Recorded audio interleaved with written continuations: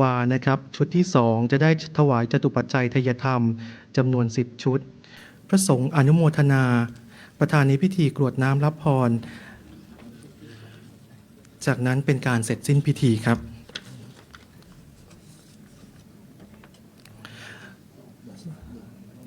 สำหรับมณฑลพิธี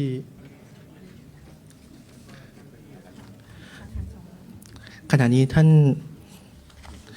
พระธรรมวชิรโมลีได้เดินทางมาถึงแล้วนะครับขออนุญาตเชิญทุกท่าน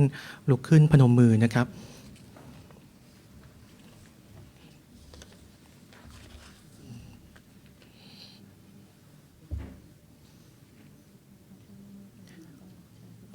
เชิญทุกท่านนั่งได้ครับ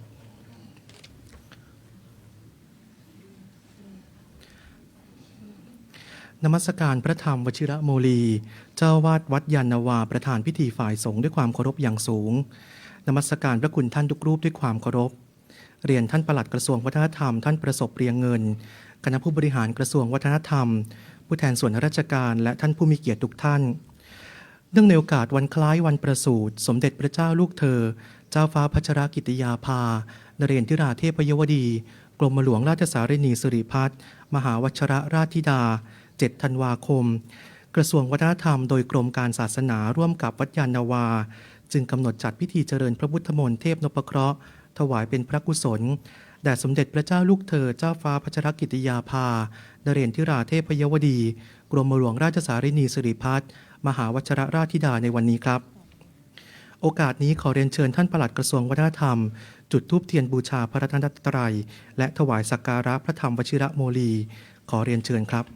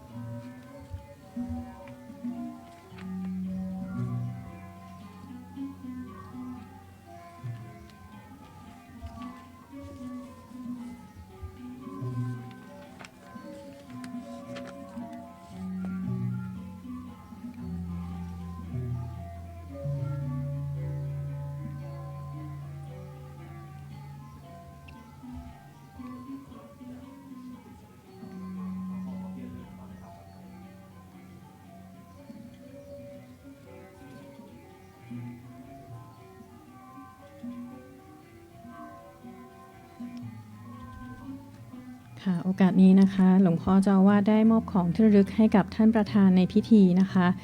ท่านปลัดกระทรวงวัฒนธรรมนะคะ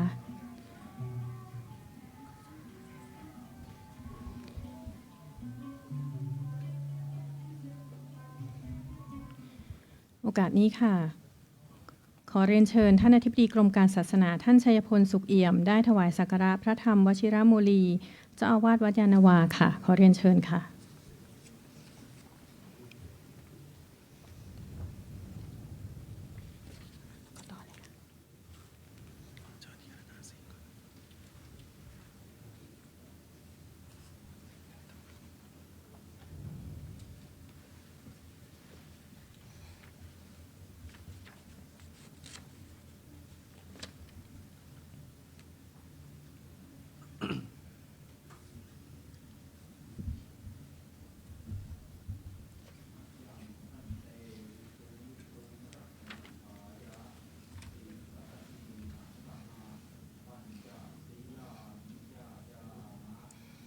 ติยัมปิมยังพันเตวิสุงวิสุงรักนัตถายะติสรณัยนัสสะปัญจศีลาญาจามะตติยัมปิมยังพันเตวิสุงรักนัตถายะติสรณัยนัสสะปัญจศีลาญาจามะนะโมตัสสะภะคะวะโตอะระหะโตสัมมาสัมพุทธัสสะนะโมตัสสะภะคะวะโตอะระหะโตสัมมาสัมพุทธัสสะนะโมตัสสะภะคะวะโตอะระหะโตสัมมาสัมพุทธัสสะนะโมตัสสะภะคะวะโตอะระหะโตสัมมาสัมพุทธัสสะนะโมตัสสะภะคะวะโตอะระหะโตสัมมาสัมพุทธัสสะนะโมตัสสะภะคะวะโตอะระหะโตสัมมาสัมพุทธัสสะพุทธังสรณังคัจฉามิพุทธังสรณังคัจฉามิธัมมังสรณังคัจฉามิธัมมังสรณังคัจฉามิสังฆังสรณังคัจฉามิสังฆังสรณังคัจฉามิทุติยัมปิพุทธังสรณังคัจฉามิทุติยัมปิพุทธังสรณังคัจฉามิทุติยัมปิธัมมังสรณังคัจฉามิทุติยัมปิธัมมังสรณังคัจฉามิทุติยัมปิสังฆังสรณังคัจฉามิทุติยัมปิสังฆังสรณังคัจฉามิตาติยัมปิพุทธังสรณังคัจฉามิตาติยัมปิพุทธังสรณังคัจฉามิตาติยัมปิธัมมังสรณังคัจฉามิตาติยัมปิธัมมังสรณังคัจฉามิตาติยัมปิสังฆังสรณังคัจฉามิตาติยัมปิสังฆังสรณังคัจฉามิปานาติปาตาเวรมณีสิกขาปะทังสมาธิยามิปานาติปาตาเวรมณีสิกขาปะทังสมาธิยามิอทินนาทานาเวรมณีสิกขาปะทังสมาธิยามิอทินนาทานาเวรมณีสิกขาปะทังสมาธิยามิกาเมสุมิชฌาจาราเวรมณีสิกขาปะทังสมาธิยามิกาเมสุมิชฌาจาราเวรมณีสิกขาปะทังสมาธิยามิมุสาวาทาเวรมณีสิกขาปะทังสมาธิยามิมุสาวาทาเวรมณีสิกขาปะทังสมาธิยามิสุราเมรยมัจจปมาทฐานาเวรมณีสิกขาปะทังสมาธิยามิสุราเมรยมัชฌปมาทฐานาเวรมณีสิกขาปะทังสมาธิยามิอิมานิปัญจสิกขาปทานิสีเลนะสุขติยันติสีเลนะโภคสัมปทานสีเลนะนิพุติยันติตัสมาสีรังวิโสทะเย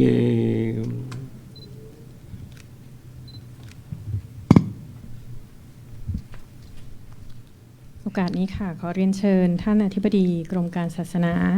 ได้กล่าวรายงานวัตถุประสงค์ของการจัดงานค่ะขอเรียนเชิญค่ะ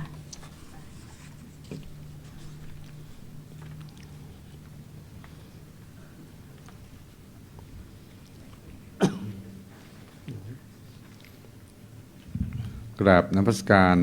พระธรรมวชิระโมลีเจ้าอาวาสวัดยานนาวาที่เคารพอย่างสูงเรียนท่านประสบเรียนเงินท่านปลัดกระทรวงวัฒนธรรมกับผมนายชัยพลสุเอี่ยมอธิบดีกรมการศาสนาขอขอบพระคุณท่านปลัดกระทรวงวัฒนธรรมที่ให้เกียรติมาเป็นประธานในพิธีเจริญพระพุทธมนต์เทพนพเคราะห์เฉลิมพระเกียรติสมเด็จพระเจ้าลูกเธอเจ้าฟ้าพัชรกิติยาภานเรนทิราเทพยวดีกรมหลวงราชสารินีสิริพัฒน์มหาวชิรราชธิดาเนื่องในโอกาสวันคล้ายวันประสูติ7 ธันวาคมการจัดงานพิธีเจริญพุทธมนต์เทพนพเคราะห์ในครั้งนี้มีวัตถุประสงค์เพื่อเฉลิมพระเกียรติและถวายพระกุศลแด่สมเด็จพระเจ้าลูกเธอเจ้าฟ้าพัชรกิติยาภานเรนทิราเทพยวดีกรมหลวงราชสารินีสิริพัฒน์มหาวชิรราชธิดาเนื่องในโอกาสวันคล้ายวันประสูติ7 ธันวาคมตลอดจนแสดงออกถึงความจงรักภักดีและสำนึกในพระมหากรุณาธิคุณต่อสถาบันพระมหากษัตริย์ที่ทรงประกอบพระราชกรณียกิจอันเป็นคุณูปการต่อประเทศชาติและประชาชนชาวไทยอย่างหาที่สุดมิได้พิธีเจริญพระพุทธมนต์นพเคราะห์ถือเป็นพิธีกรรมอันเป็นสิริมงคลตามโบราณราชประเพณีประกอบด้วยการเจริญพระพุทธมนต์โดยพระสงฆ์ตามบทดาวพระเคราะห์สลับกับบทโหรบูชาเทพยดาอันเชื่อมโยงความหมายแห่งการปกปักรักษาขจัดอัปมงคลพยันตรายและเสริมสิริมงคลบัดนี้ได้เวลาอันสมควรแล้วก็ผมขอเรียนเชิญท่านปลัดกระทรวงวัฒนธรรมถวายดอกไม้ธูปเทียนแพรเบื้องหน้าพระรูปสมเด็จพระเจ้าลูกเธอเจ้าฟ้าพัชรกิติยาภานเรนทิราเทพยวดีกรมหลวงราชสารินีสิริพัฒน์มหาวชิรราชธิดาและอ่านราชฤดีถวายพระพรชัยมงคลเนื่องในโอกาสวันคล้ายวันประสูติ7 ธันวาคมตามลำดับขอเรียนเชิญครับเชิญทุกท่านยืนขึ้นครับ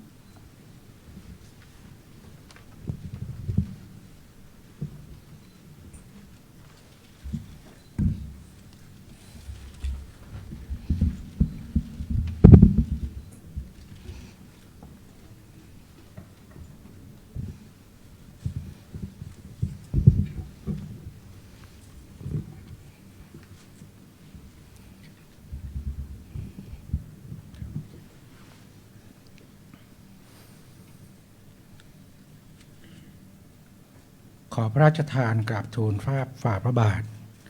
ข้าพระพุทธเจ้านายประสบเรียงเงินปลัดกระทรวงวัฒนธรรมในนามของประสงค์นิกรทั้งหลายที่มาร่วมชุมนุมอยู่ณที่นี้ต่างมีความปลื้มปิติยินดีเป็นอย่างยิ่งที่ได้มีโอกาสแสดงความจงรักภักดีและสำนึกในพระมหากรุณาธิคุณเป็นล้นพ้นที่ใต้ฝ่าพระบาท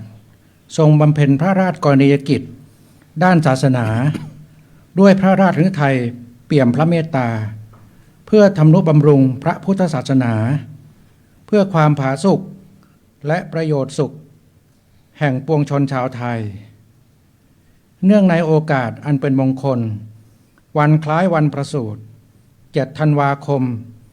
ข้าพระพุทธเจ้าทั้งหลายได้จัดพิธีเจริญพระพุทธมนต์เทพนพเคราะห์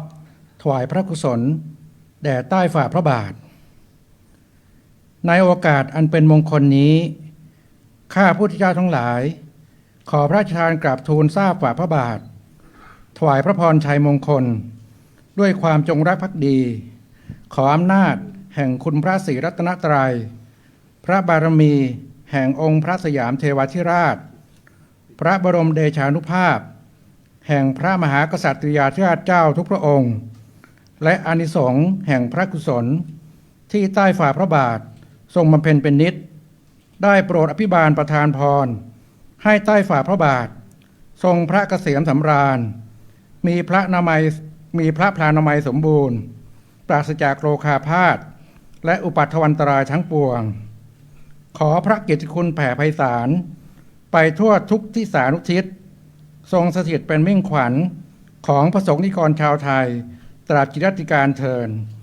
ควรไม่ควรสุดแต่จะโปรดเกล้าโปรดกระหม่อม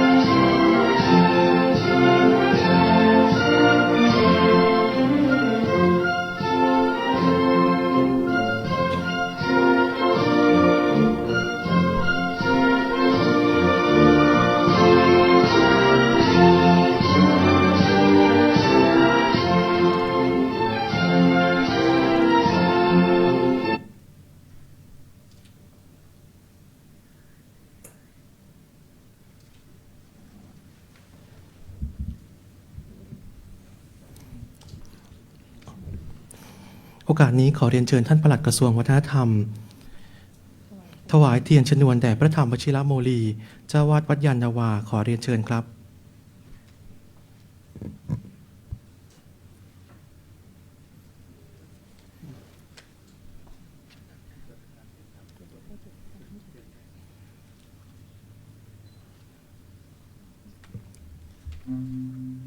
ได้หรือเปล่าพุทโธ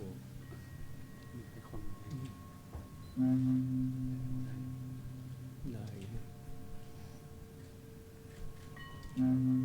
ไม่เคยเลยมาพุทโธเลยครับจุดเทียนเลยครับ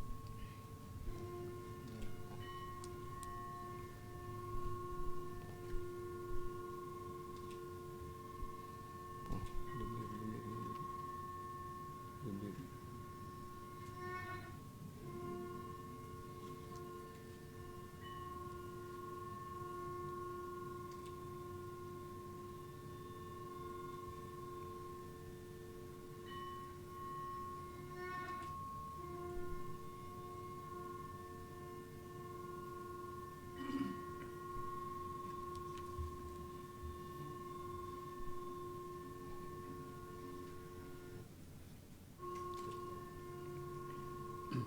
พุทโธสัพพัญญุตยานุธัมโมโรกุตโรโรสังโฆมัคคปราโสจะอิเจตังรัตนาตยังเอตาสะอานุภาเวนัสสะภะทุกขาอุปาทวาอันตรายาจุนาสันตุสัพพโสทิภาวันตุเต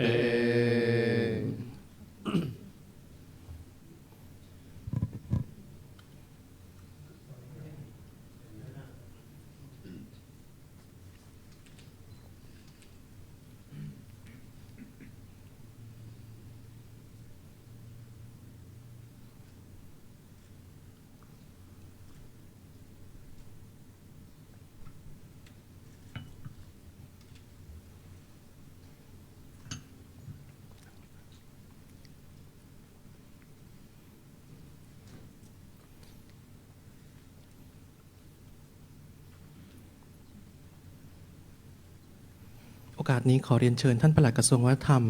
จุดเทียนบูชาเทวดานพเคราะห์และปักธูปหางที่เครื่องสังเวยขอเรียนเชิญครับ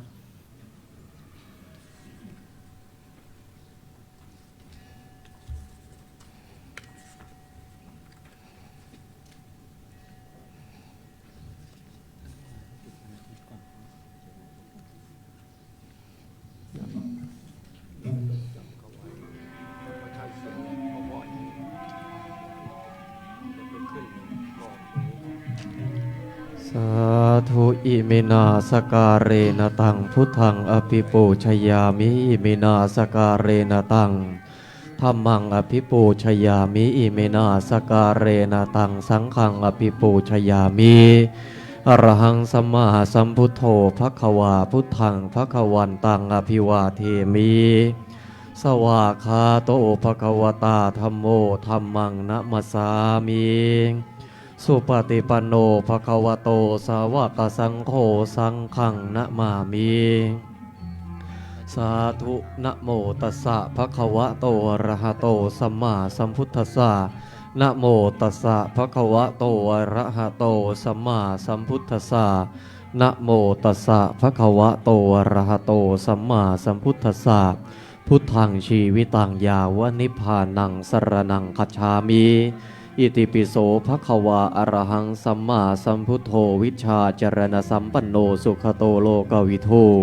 อนุตตโรปุริสธรรมสารถิสัทธาเทวะมนุสสานังพุทโธภควาติ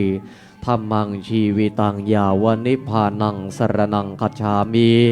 สวากขาโตภควตาธัมโมสันทิฏฐิโกอากาลิโกเอหิปัสสิโกโอปนยิโกปัจจัตตังเวทิตาโพวินยูหีติสังขังชีวิตังยาวนิพพานังสรณังคัจฉามิสุปฏิปันโนภะคะวะโตสาวกสังโฆอุชุปฏิปันโนภะคะวะโตสาวกสังโฆยายะปฏิปันโนภะคะวะโตสาวกสังโฆ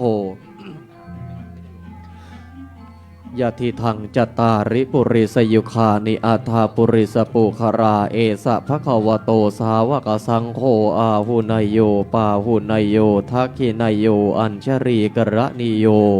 อนุตตรังปุญญเขตังโรกัสสาติองการพินทุนาทังอุปันนังพระมหาสหปตินามังอธิกเปสุอาคโตปัญจประทุมังทิสวานโมพุทธายะวันทนังสิโรเมพุทธเทวันจะนรเตพระมเทวตาหทยังนรายกันเจวะทเวหเทจะปรเมสุราปาเทพระวิษณุกันเจวะสัพพกรมาประสิทธิเมสัพพพุทธานุภาเวนะสัพพธรรมานุภาเวนะสัพพสังขานุภาเวนะสัพพโสธีพระวันตุเต สิทธิกิจจังสิทธิกัมมังสิทธิการิยะตถาคโตสิทธิเตโชชโยเนจังสิทธิลาโภนิรันตรังสิทธิอสีติพระอรหันตานังสัพพสิทธิพระวันตุเต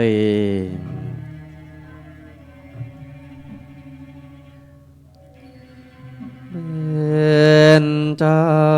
งคาราประดินกฤษดานแทนทูปเทียนมานประทีปสุพรรณราชานบนายอยู่คนบาทางแห่งพระสัมมาสัมพุทธรัวทายธรรมวายธรรม80,000สิกพันอันเนืองนับขันและองค์ทางแห่งไตรบังคมปัตเยกทรายอันรู้ธรรมายธรรมเมตด้วยญาณยงประนามสาวกทั่วหน้าวงทั้ง8คู่ทรงวิสุทธทศีเนื้อสำรวมจงมานาคุณปกเกตเนื้อกรวมพวกข้าอันสรวมสำริดที่ดาบพยานอันตรายแม้จะยังการกระทั่งลายเนื้อขอจงให้ได้ประสบประสงค์สัพพการเสมอราชชาหรือไทยมหิบาลสรวมชายเชืองชานในมหามงคลพิธีให้เลิศเรือรอยแร่งธานีมงคลพิธีแด่ข้าผู้ข้าบาทงาทบง สาธุสักเคกาเมจะรูเปคิริสิกขรตเตจันตริเควิมาเน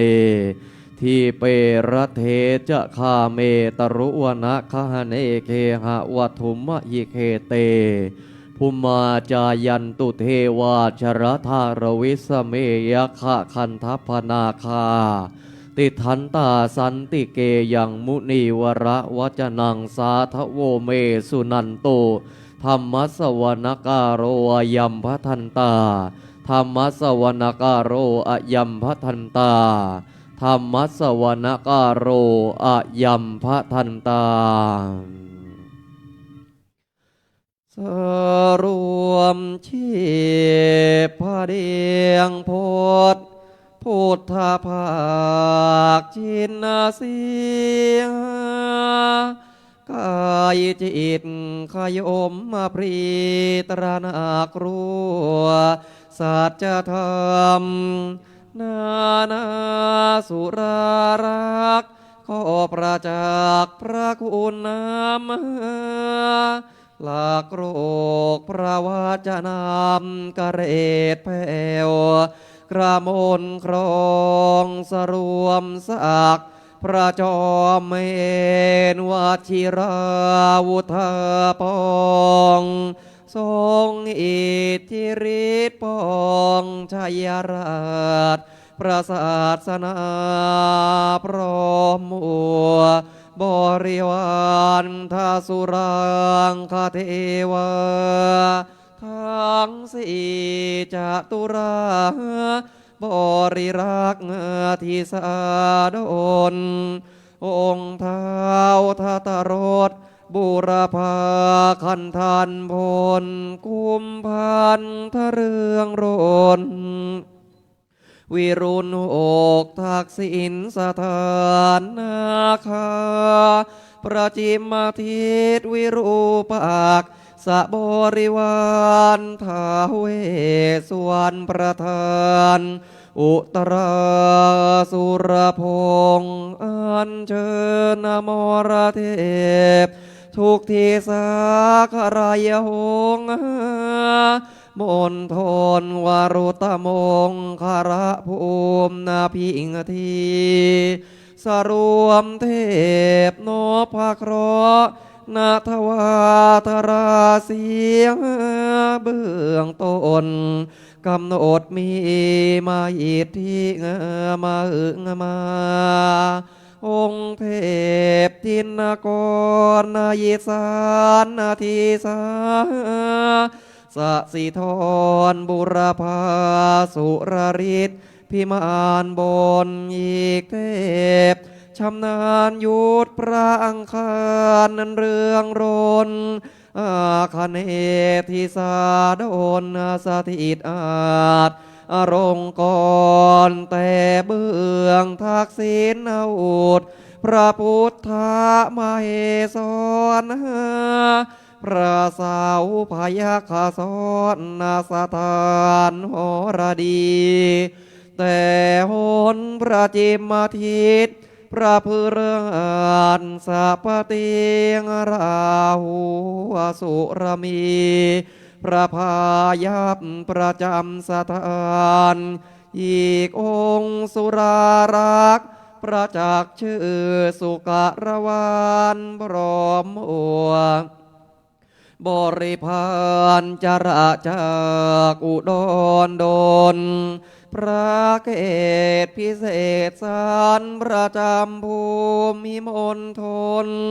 ท่ามกลางเทวพลมัธยมสถานเอาอัญเชิญเทวฤทธิ์และพระจอมสิงคอนเขาครีอาตมะเขาสู่สถานมงคลพิธีสรวมชีพระพุทธเจ้าวรามิตรสการพีเทียนทองสุมารีกระแจทูปหิรัญญพรายอาราธนาการดานุคา ประจงถวายสดับพุทธาธิบายประสานเพศประจินนายานทรงสวดวัจนังจำนงฟังพระจักมารโหนกล่าวพระพุทธพาน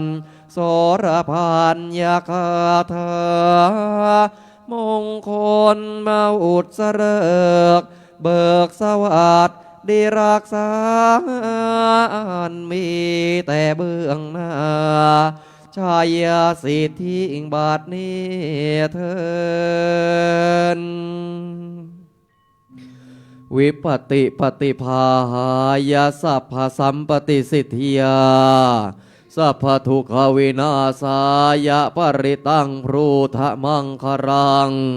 วิปติปฏิภาหายะสัพพสัมปติสิทธิยาสัพพพยวินาศายะปริตังพรูทะมังครังวิปติปฏิภาหายะสัพพสัมปติสิทธิยาสัพพโรควินาศายะปริตังพรูทะมังครังมันตาจักวาเรสวตราคาชันตุเทวตาสัทธามังมุนิราชสาสุนันตุสักกโมกคาทังสักเคกาเมจรูเปเคริสิกรตเตจันตลิเควิมาเนที่เปรเทจักขาเมตรุวนาคาเนเควัตุมิเขตเตภูมาจายันตุเทวาชรทรวิสเมยขะกันทัปนาคาเตทันตาสันติเกยังมุนิวรวจนังสาดวเมสุนันตุธรรมัสสวนการโรอายัมบัทันตาธรรมัสสวนการโรอายัมบัทันตาธรรมัสสวนการโรอายัมบัทันตา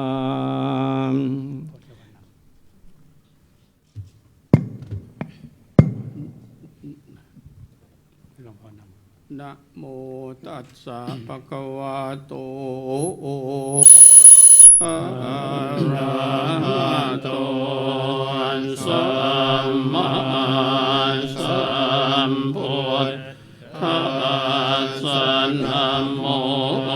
ตัสสะภะคะวะโตอะระหะโตสัมมาสัมพุทธัสสะนะโมตัสสะภะคะวะโตอะระหะโตสัมมาสัมพุทธัสสะพุทธังสรณังคัจฉามิธัมมังสรณังคัจฉามิสังฆังสรณังคัจฉามิตุติยมปิพุทธังสรณังคัจฉามิตุติยมปิธัมมังสรณังคัจฉามิตุติยมปิสังฆังสรณังคัจฉามิตติยมปิพุทธังสรณังคัจฉามิตติยมปิธัมมังสรณังคัจฉา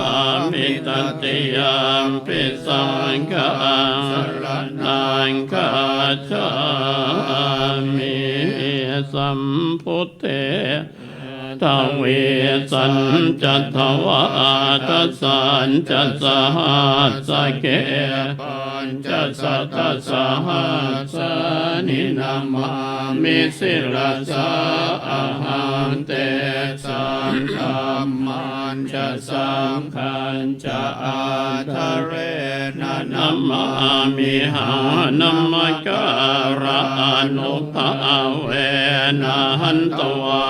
สัพเพวปัตถเวเนกาอันตรายาภิวินาสันโตอาเสสะโตสัมโพธิ ปัญจปัญญาสัญจจตุเวสติสหัสสะเกตัสสะสัตตสหัสสะนินามารัสสะหังเตสังฆัมมันจะสังขันจะอาทะเรนันนามาหังนัมมการะอนุภาเวนะหันตวาเพวปัตถเวอเนกาอันตรายาภิวินัสสันโตอาเสสะโตสัมโพธินะโวตรัสเตสหัสสะเกเวสติสัตตสหัสสะ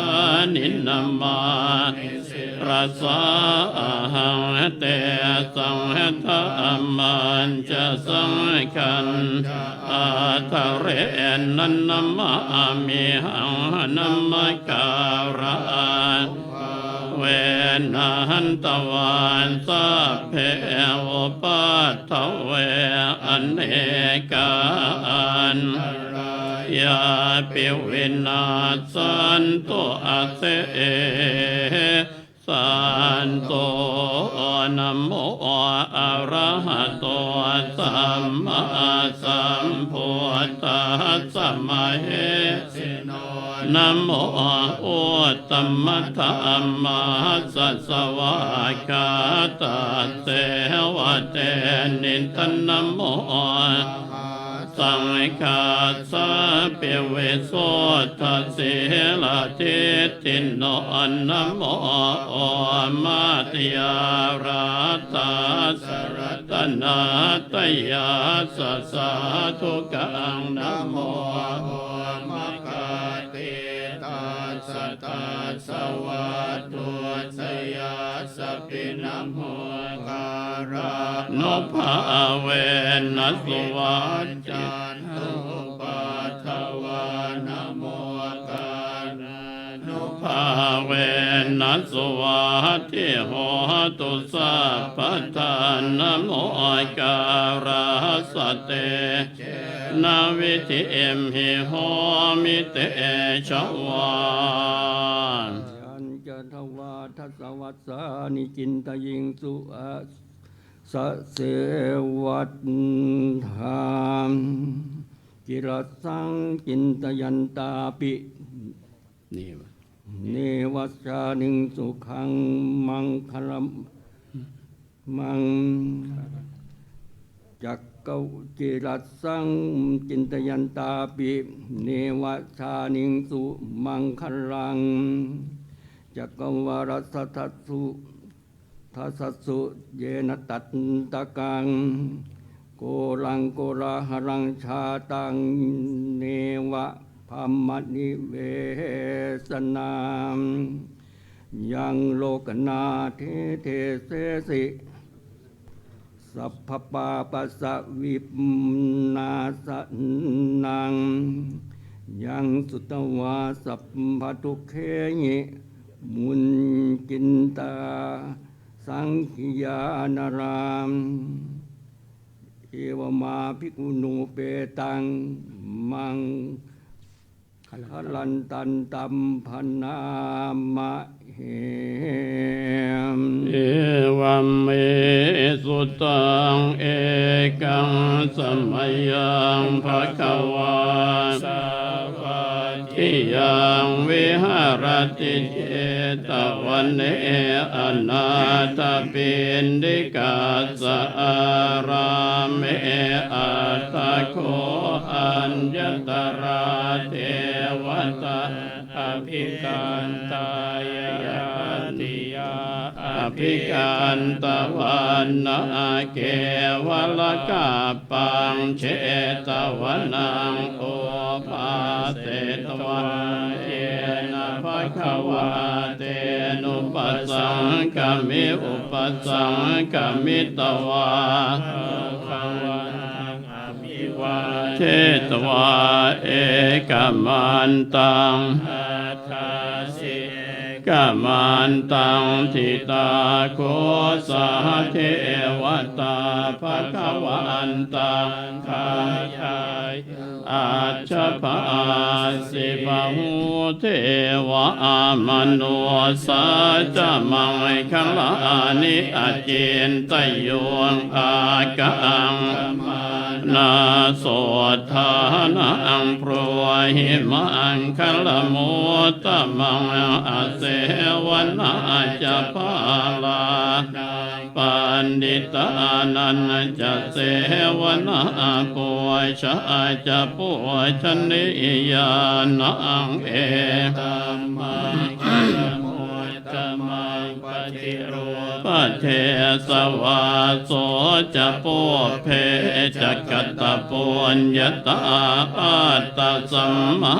ปณิทิจะเอตัมมังคัลโมตมังปะหุสาจานจะเส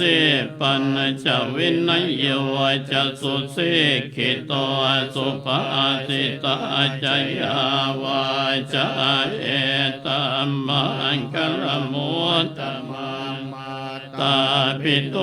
ปัฏฐานังพุทธทาราสสังฆโหอนาคุลาจะกัมมันเอ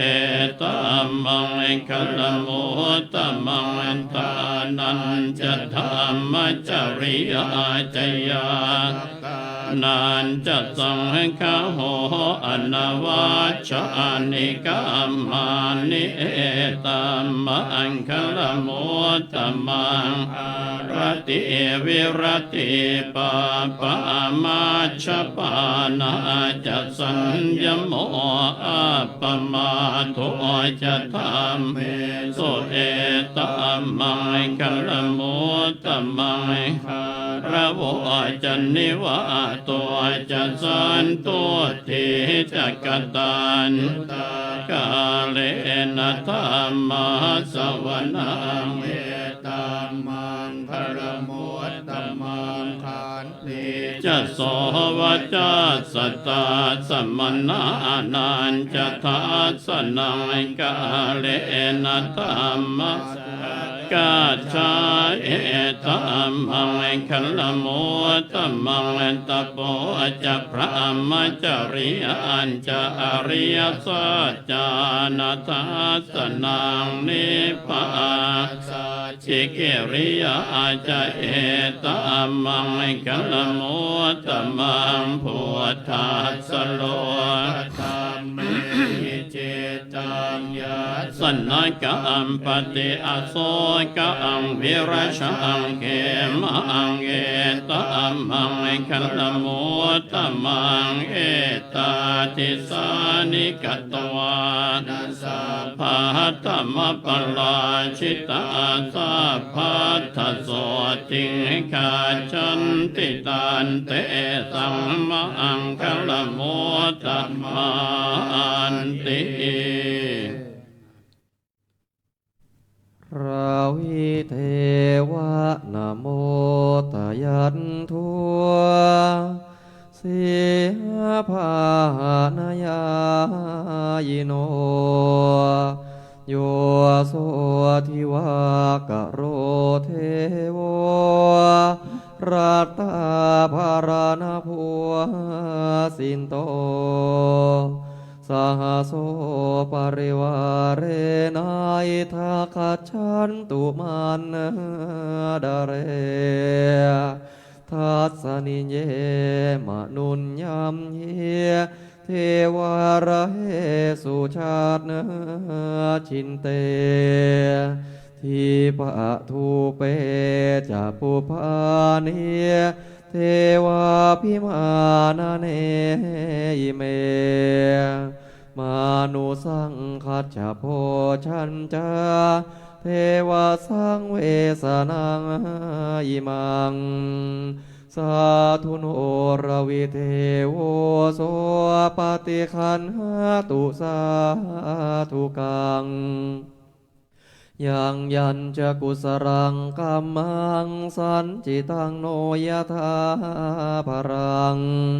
ตัดสมิมปิปุญญาภิชัมหิปัตติโกอนุโมทตัวยินเจวังระวิเทโวโสธรรมามิเสหิมานิโตสัมมาตังอนุปาเลตุอโรคเยนะสุเขนะจาอิมายาเทวะปูชายามังคมันตุเทวตาเทวาพิราตนาทายาปริสการวาสาสมเด็จพระเจ้าลูกเธอเจ้าฟ้าพัชรากิติยาภานเรนทิราเทพยวดีกรมหลวงราชสารินีสิริพัฒน์มหาวชรราชธิดายิตินามายาเมตังกโรนตุเทวตารวิเทวานุภาเวนะสัพพโสธีภาวันตุเต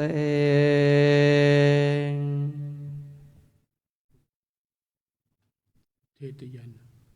ปุเรนตัมโพธิสัมปาเรนิปตังโมลโยนิยังเยนะสังวิตารักขังมหาสตังวัดเนจราม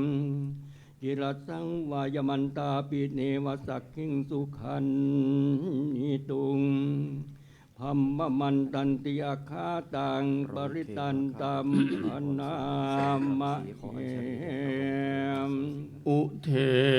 ตยัญจากคุมาเอกรา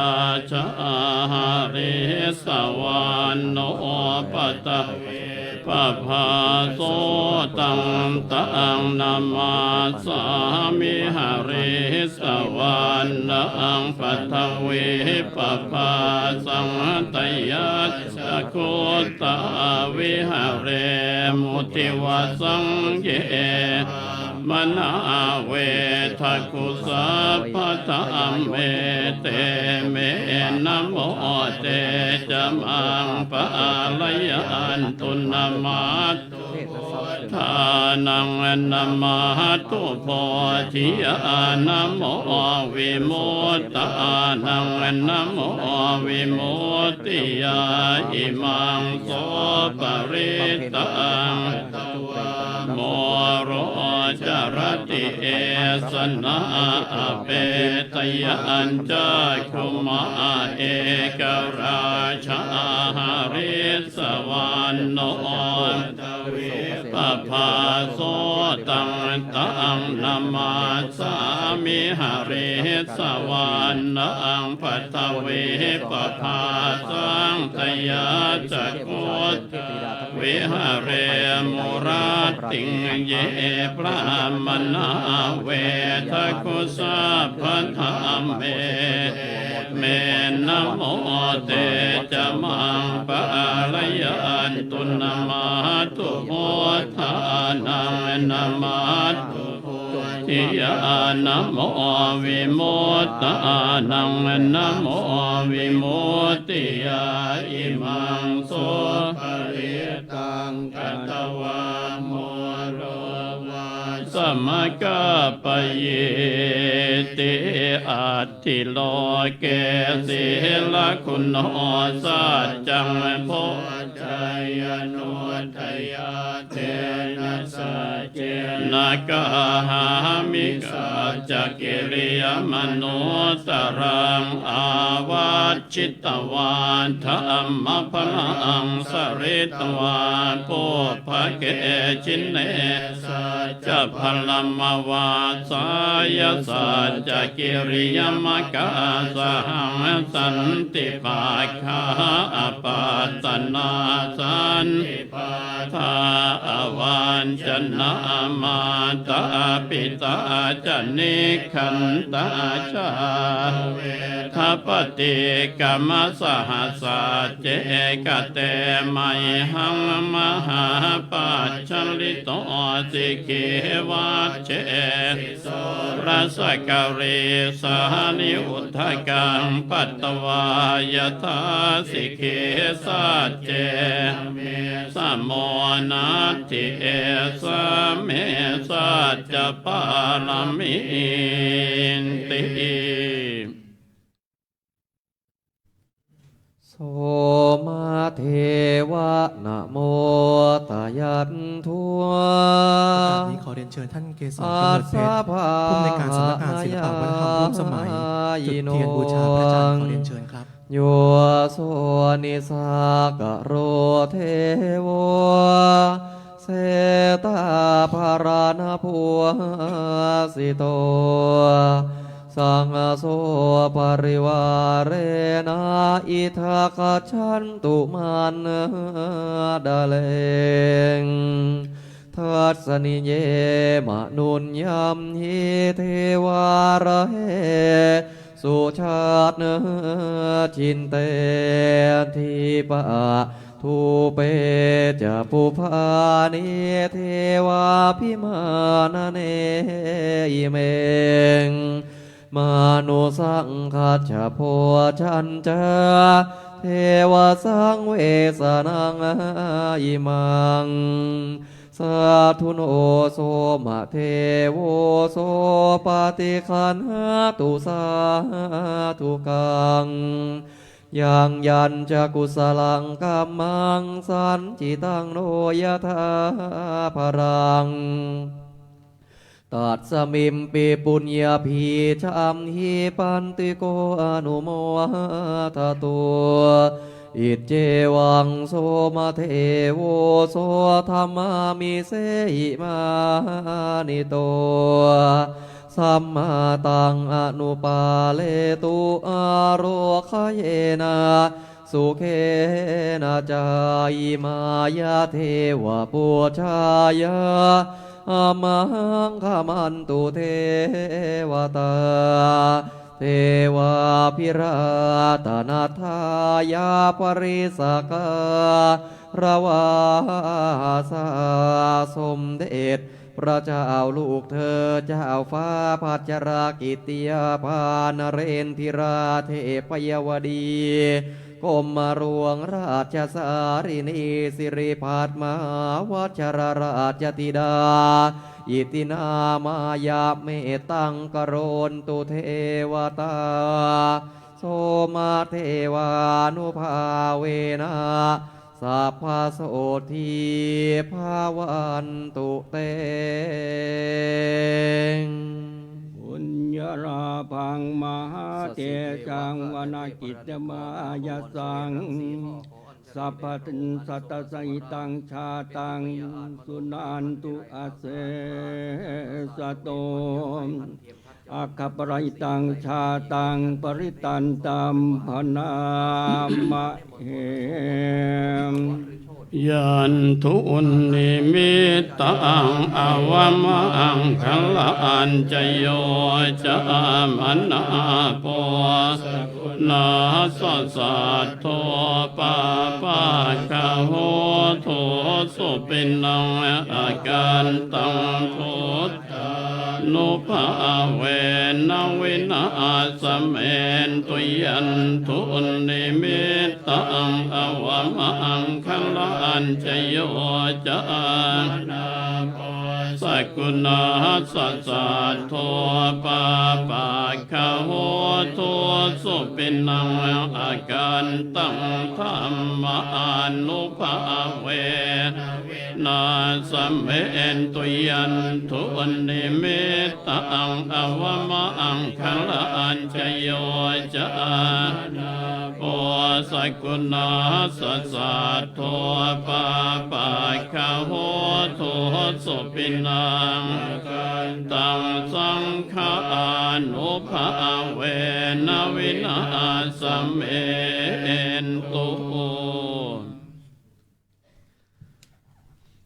มังคาราเท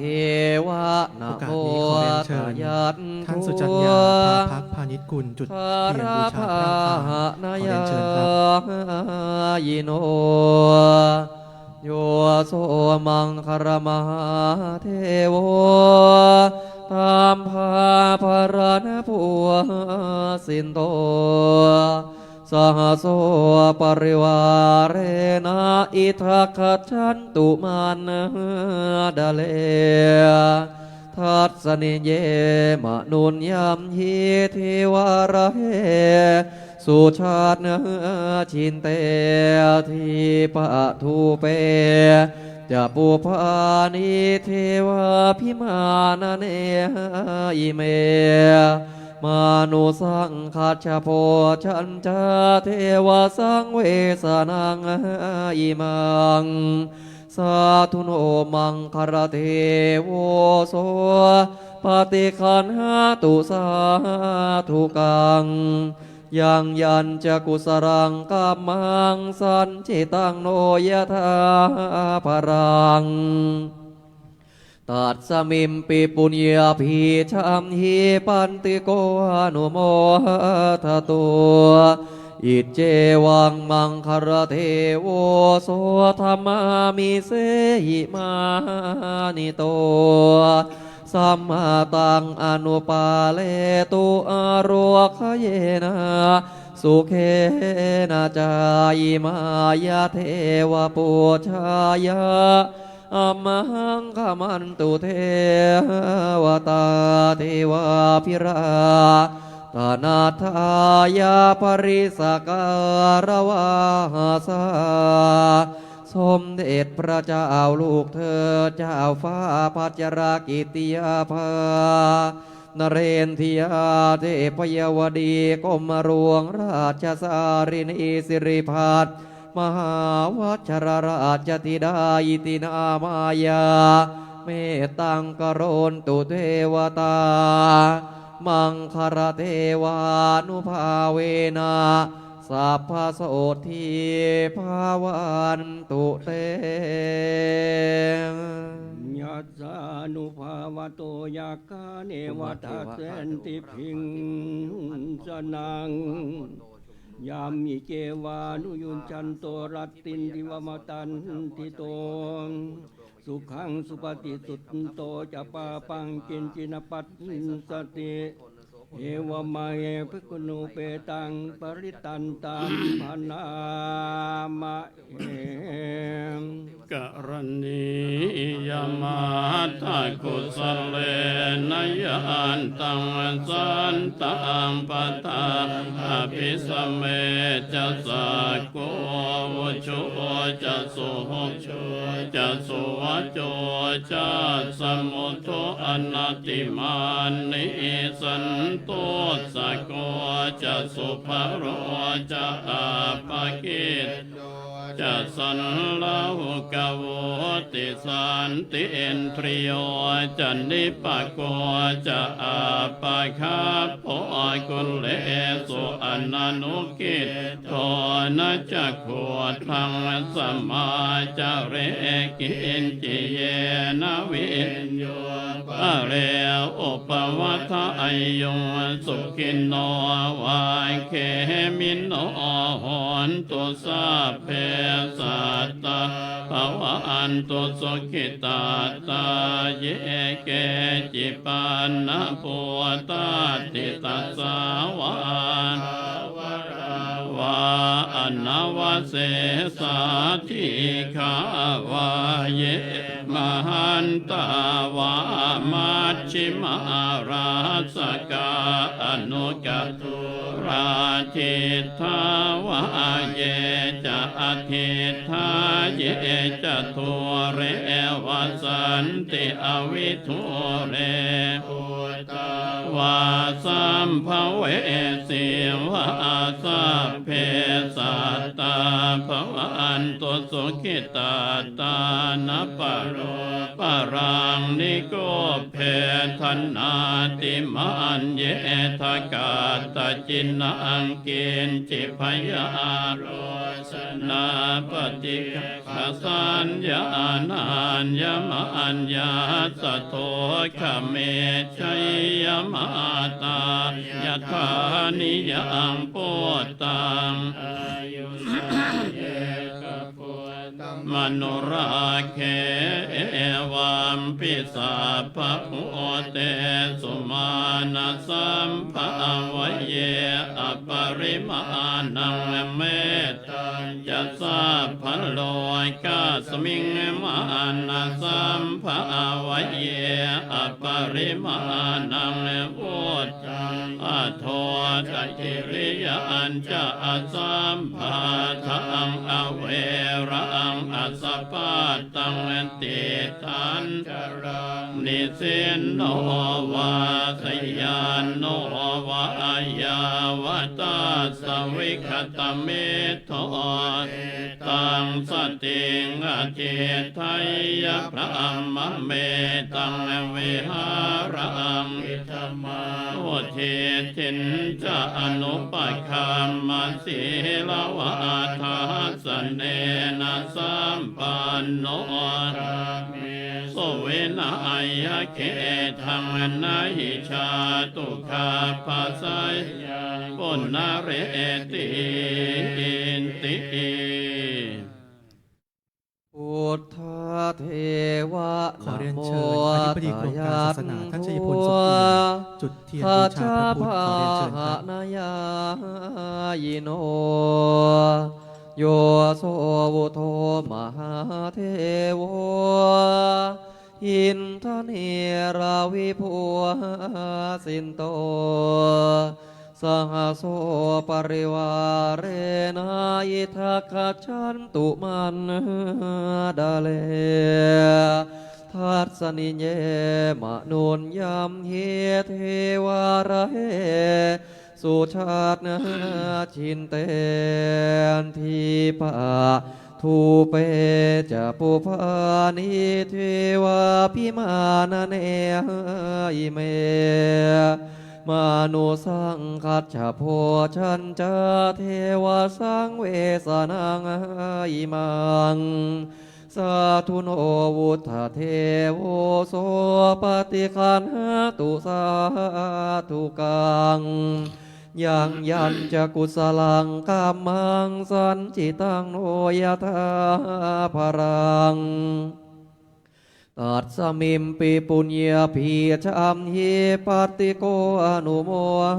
ทาตุอิจเจวังอุทธเทโวโสธรรมามิเสหิมานิโตสัมมาตังอนุปาเลตุอโรคเยนะสุเขงนาจายมายาเทวปุชายามหังขมันตุเทวตาเทวาพิราตนาทายาภริสการวาสา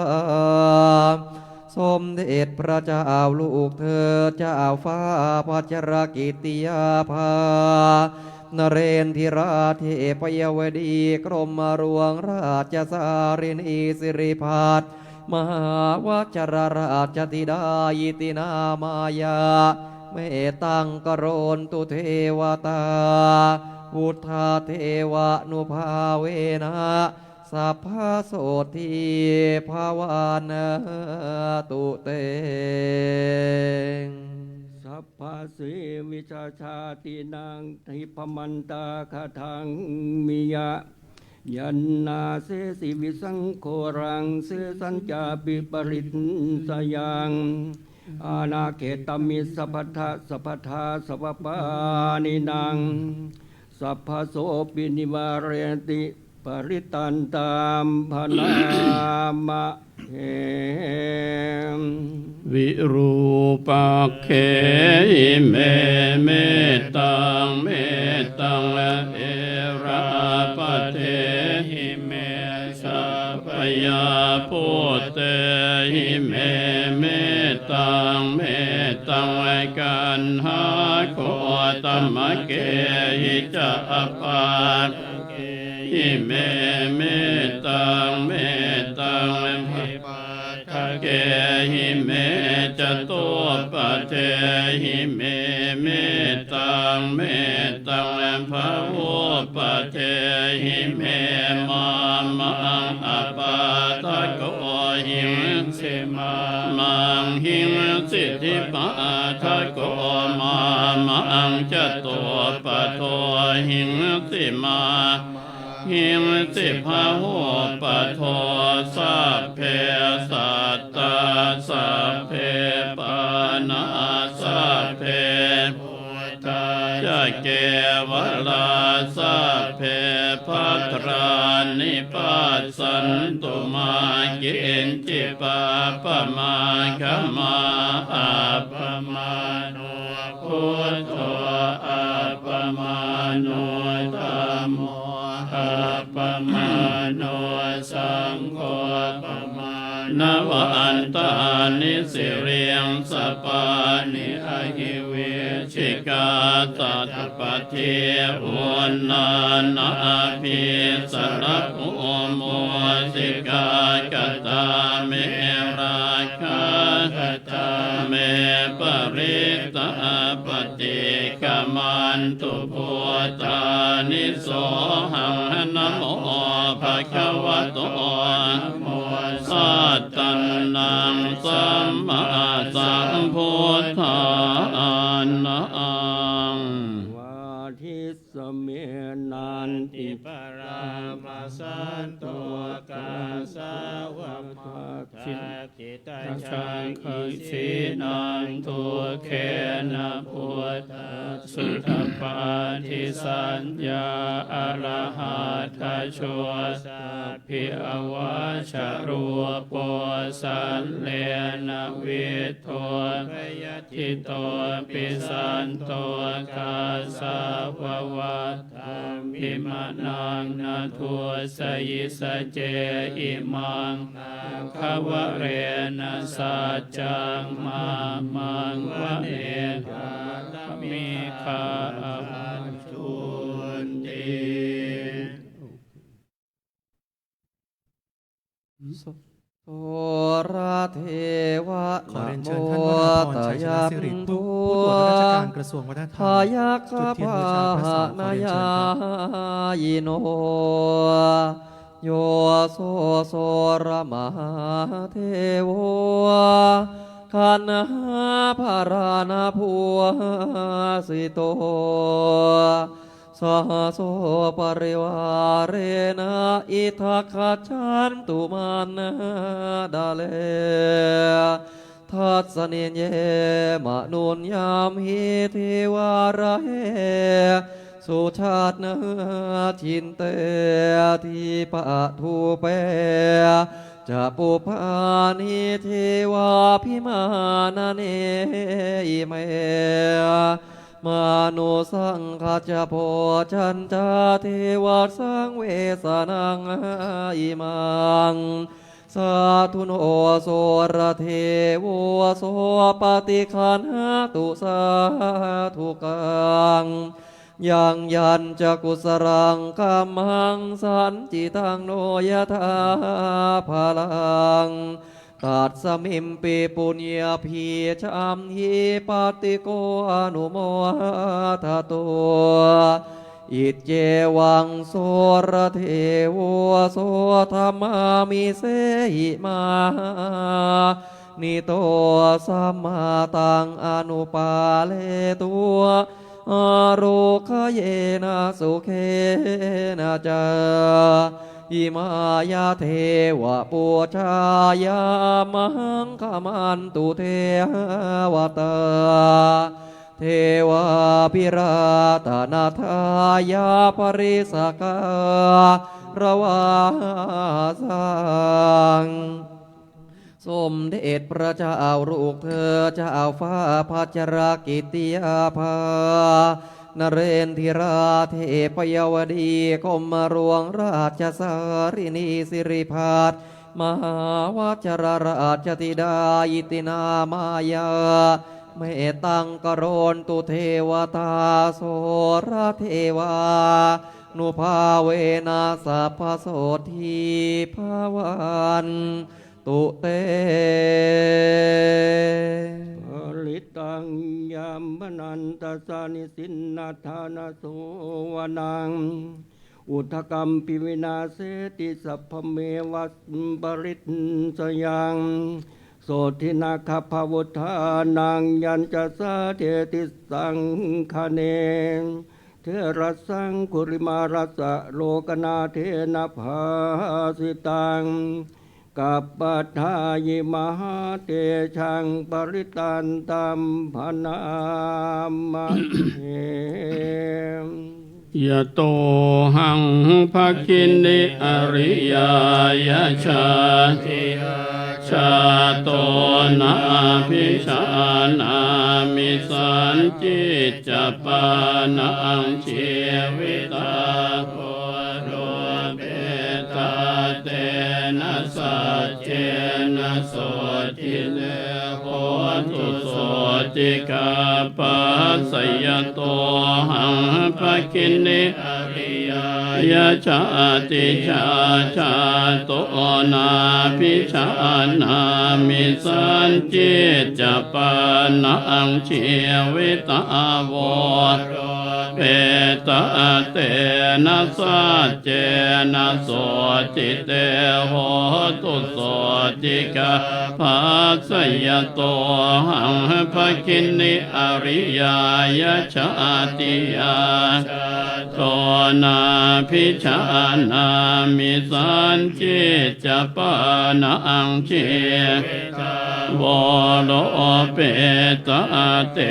นะสัจเจนะโสติเตโหตุโสติคาปัสสะโพชังโคสติสังฆาโตวิจโยตัทธา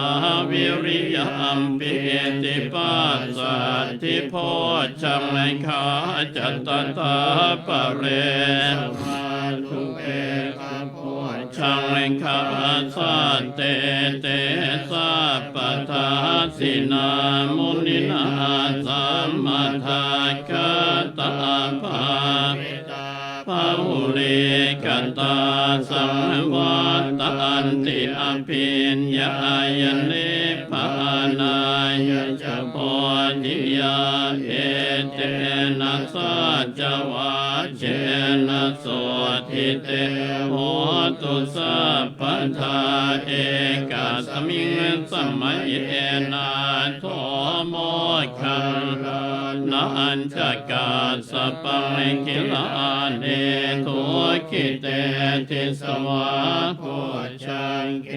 สัจเตสยิเตจตังอภินันทิตวารโรคามุ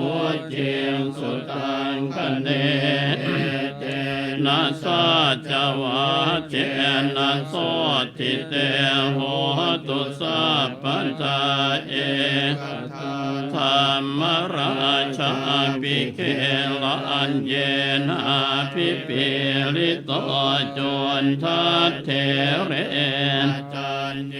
วะพนาเปตวานาสัทธรังสัมโมทิตวาจะอาภาธาตัมหาวุฒาจิตานะโสเอเตนะสัจวาเจนะโสทิเตโหตุสัพพัทธาปะหินาเตจะอาภาธาตินานังหิมเหสินังมาคาหัตถกิเลสาวปัตตานุปาติธรรมตังเอเตนะ นะสัจจวัชเชสุทิเตโหตุสัพพทาชีวะเทวะ ขอเรียนเชิญท่านแม่ชีสุวรรณาทิพย์พ่อค้า ทุ จุดเทียนบูชาพระพฤหัสบดีขอเรียน เม เชิญค ฆา รับ ภานายายโนงโยโสชีวมหาเทโวปิตาภารณภูสิโตสหโทปริวาเรนายิทักจันตุมันเดเรทัสนิเยมนุนยามหิเทวาระเหสุชาตินาชินเตทีปะทูเปจะปุพาเนียเทวาพิมานาเนอิเมมานุสังคัจฉโพชัญจาเทวสังเวสนังอิบังสาธุโนชีวเทโวโสปฏิคันหาตุสาธุกังยังยันจะกุศลังกัมมังสันจิตังโนยถาภรังตัดสมิมปีปุญญาภีชัมหิปันติโกอนุโมทะตัวอิจเจวังชีวเทโวโสธรรมามิเสหิมานิโต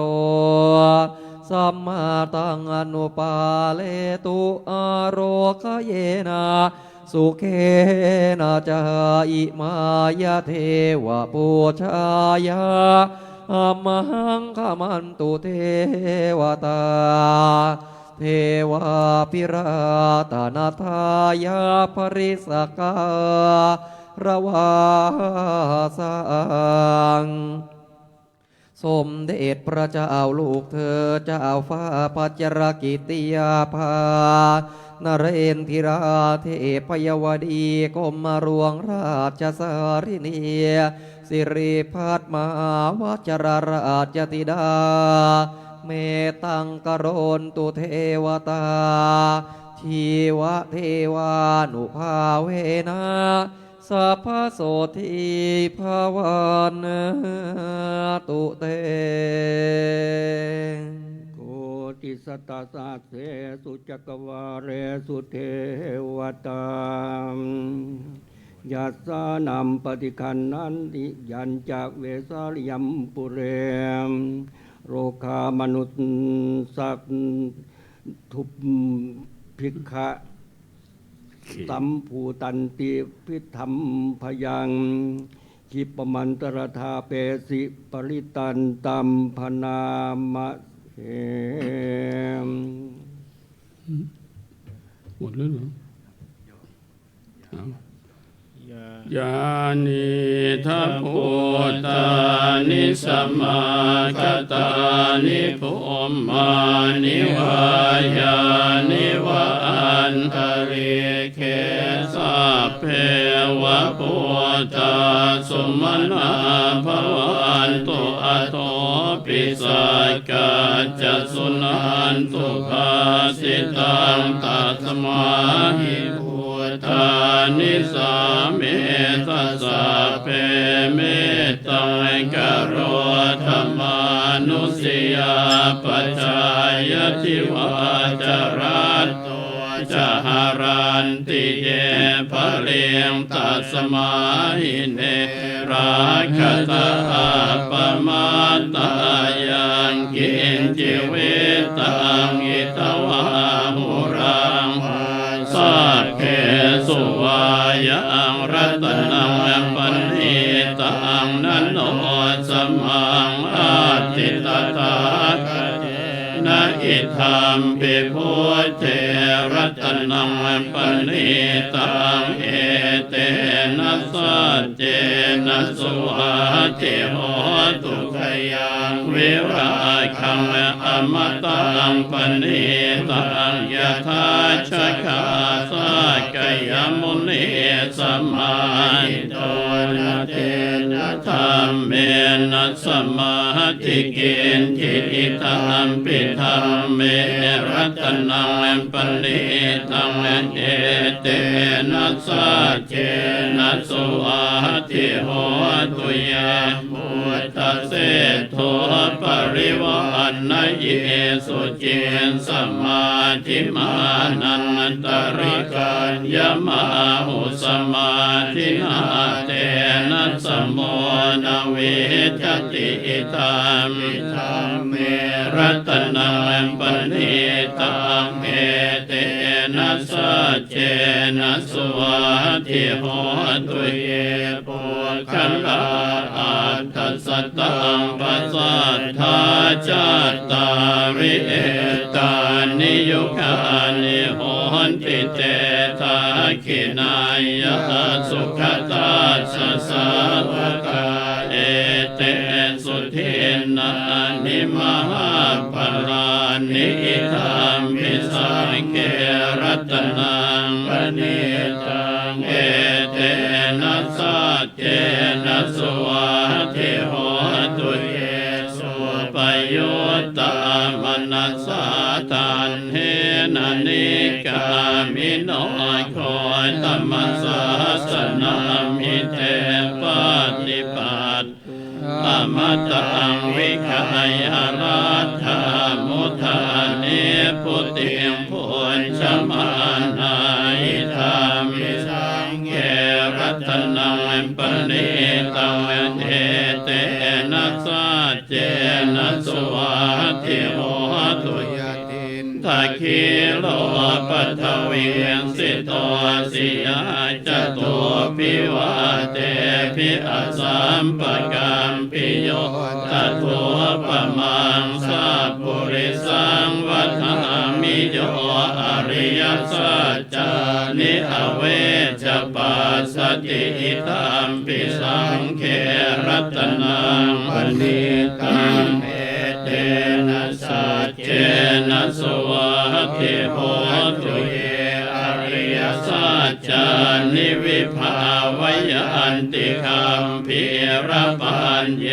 นะสุเทสิตานิกินจาปิเตโหนติปุสัพพมัตตานะเตภวังอาธรรมมาทิยันติอิทัมปิสังเกรัตนังปณิตังเอเตนะสัจเจนะสุอาทิโหตุสหาวาสัทธาสนะสัมปทายทยาสุธรรมาชหิตาภวันติสักกายทิฏฐิวิจิกิจฉิตัญจะศีลปตังวาปิยทัติกินจิตตัวหปาเยหิจวิปมุตโตชจาปิธานานิอภาโภกาตุงอิธัมปิสังเขรัตนังปณิตังเอเตนะสัจเจนะสุอาทิโหตุอินจาปิโสกัมมังกโรติปาปะกังกายเยนะวาจายุทธเจตัสสาวาอภาโพโสตัสสะปฏิชทายะอภาปตาเทตปทัสสะวุตตาอิธัมปิสังเขตนังปณิตังเอเตนะสัจเจนะสุอาทิโหตุนะปะคุมเพยทาปุสิตาเกคิมหานามาเสปัทมาสมิงคิมเหตตุปมังธัมมวรังอเทสยิอิทานะคามิงปรมังหิตายะอิธัมปิพุทเทรัตนังปณิตังเอเทนะสัจเจนะสุอาทิโหตุวโรวรัญโยวรโทวราหโร อนุตตโรธรรมวรังอเทสยิอิธรรมปิพุทเทรัตนังปณิตังเตนะสัจเจนะสวัสติโห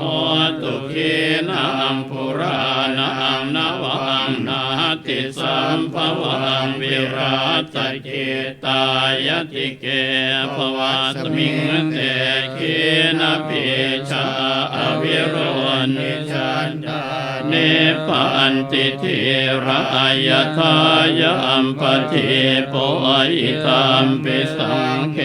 รัตนังปณิตังเอเทนะสัจเจนะสวัสติโหตุยานิทัพโพตานิสัมมาคตานิโพมานิวายานิวะอันตริเกตถาคตังเทวมโนสปุชิตังพุทธังนามาสามาสวัสติโหตุยานิทัพโพตานิสัมมาคตานิโพมานิวายานิวะอันตริเกตถาคตังเทวมโนสปุชิตังมังนามาสามาสุวัสติโหตุยานิทัพโพตานิสัมมาตานิโพมานิวายานิวะอันตริเกตถาคตังเทวมโนสปุชิตังสังฆังนามาสามาสุวัสติโหตุ ราหุเทวะ ขอเรียนเชิญท่านปนดและท่านปิยาเสรีวงศ์ณอยุธยา จุดเทียนบูชาพระราหูขอเรียนเชิญครับ คารุราภานายายโนโยโสราหุมหาเทโวขังสาภรานาภัวสิโตสหโสปริวาเรนาอิทักขชันตุมันดาเรทัสนิเยมานุญยามหิเทวาระเหสุชาติเนื้อจินเตนทีปะทูเปจะปุพานิเทวาพิมานาเนเมงมานุสังคัจฉโพจันจาเทวสังเวสนังอิมังสาธุโนราหุเทโวโสปฏิคันหาตุสาธุกังยังยันเจกุสรังกัมมังสันจิตังโนยธาภรังตัดสมิมปิปุญญาพีชัมหิปันติโกอนุโมทโตอิเจวังราหุเทโวโสธรรมามิเสหิมานิโตสัมมาตังอนุปาเลตัวอโรคเยนะสุเคนะจามอิมายาเทวะปุชายาอมังขมันตุเทวตาเทวาปิราตนาทายาปริสกามระวาสาสมเด็จพระเจ้าลูกเธอเจ้าฟ้าพัชรกิติยาภานเรนติราเทพยวดีกรมมารวงราชสารินีสิริพาดมหาวจรราชธิดาอิตินามายะเมตังกโรนตุเทวตาราหูเทวานุภาเวนะสัพพะโสติภวันตุเตอัปปสันเนหินาสัสสะสะเนสาธุสัมมาเตอมนุเสหิจันเดหิสัทธากิปบิสการิภิปริสานันจะตัสสันนามาหิงสายะจักขุนทิยามยันเทเสสิมหาเวโรปริตันตามพนามเห วิปัสสิสันนามาตุจักกุมันตัสสะสิริมโตสิกิสัพพินามาตุสัพพะพุทธานุกัมปิโนเวสสะโพสันนามาตุนาหาตกาสัตตปัสสิโนนามาตุกะกุสันทัสสมาราเสนาปมาทิโนโกนาคัมมนาสันนามาตุพรามนาสาวุสีมโตกาสปัสสันนามาตุเสปโมนาทัสสะปฏิอังคิรัสสะสันนามาตุสักกายปุตตาสัสสิเลมโตโยอิมันคัมมะมะเทเสสิสัพพะโตกาปโนทนังเยจะปินิพุตตาโลเกยทาพุตังวิปัสสิสุงเตชนะอภิสุนามหันตังเวตัสสะรัทธาหิตังเทวมนุสานังยังนามาสันติโคเวชาจรณะสัมปันนังมหันตังเวตัสสะรัทธังเวชาจรณะสัมปันนังพุทธังวันธามะโคตมันติเมสัพพะพุทธานังอุปันนานังมเหสินังตันหังกโรมหาวีโรเมทังกโรมหายโสสรนังกโรโลกหิโตทิปังกโรชุตินทโรโกนชัญโยชนะปาโมดโคมังคโรปุริสาสะโพสุมาโนสุมาโนทีโรเรวโตรติวัจโนโสภิโตคุณสัมปันโนอโนมัทาสิชโนตโมปัทโมโลกปัจโจโตนารโทวรสารถิปัทโมตโรสัตตสารโรสุเมโทอาปฏิปุคโรสุชาโตสัพพโรกาโคปิยทาสีนาราสะโพอัตถทาสีการุณิโกธรรมทาสีตโมนุโทสิทธาโทอัสโมโรเกติโสจวัฏตังวโรปุโสจวรโทพุทโธวิปัสสิจอนุโมสิกขิสัพพหิโตสัทธาเวสสโพสุขทายโกกกุสันโท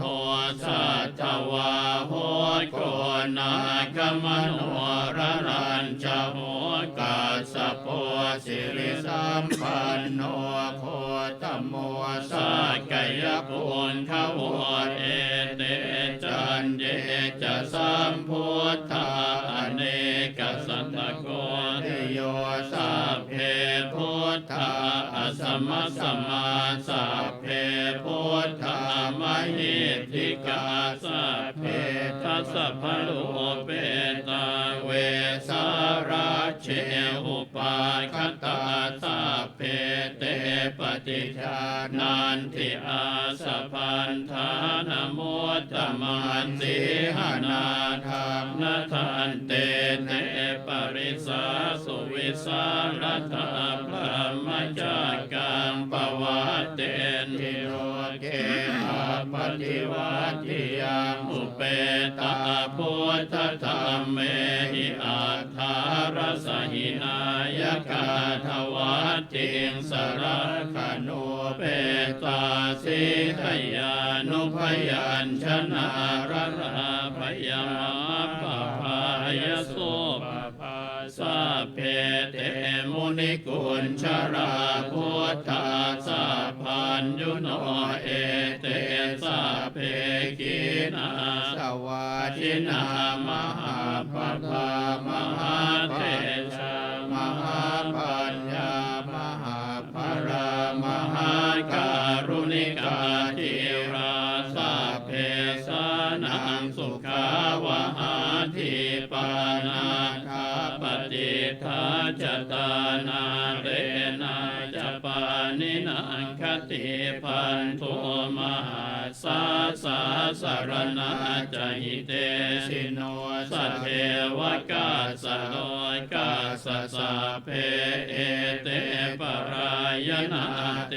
สังสิรสาปาเทวันทามิปุริโสตเมวจัสสามนัสสะเทววันทามิเตตัทธาคเตสยเนอาสเนทาเนขมเนจาปิสัพพทาสัทธาสุเขนาราคันตุโสตาสันติกราตุวังเตหิตวังราคิโตสันโตโมโตสัพพะเยนะจัสสัพพะโรควินิโมโตสัพพะสันตาภวัชิโตสัพพะเวรมติกันโตเนพุตโตจตุวังภวเตตังสัจเจนะสิเรนะขันติเมตตาภะเรนะจะเตปิตุมเหอนุราคันตุอาโรคเยนะสุเขนะจะปุรันติมัสสมิงทิสาภาเกสันติภูตามหิทธิกาเตปิตุมเหอนุราคันตุอาโรคเยนะสุเขนะจะทากินาสมิงทิสาภาเกสันติเทวามหิทธิกาเตปิตุมเหอนุราคันตุอาโรคเยนะสุเขนะจะปัจฉิมาสมิงทิสาภาเกสันตินาคามหิทธิกาเตปิตุมเหอนุราคันตุอาโรคเยนะสุเขนะจะอุตตรัสมิงทิสาภาเกสันติยาคามหิทธิกาเตปิตุมเหอนุราคันตุอาโรคเยนะสุเขนะจะปุรัตติมาสิตังทัตตราโททักขิเนนะวิโรหะโกปาจิเมนะวิโรปาโคกุเวโรอุตตรังทิสังจัตตารโรเตมหาราชาโลกปารายสัสสิโนเตปิตุมเหอนุราคันตุอาโร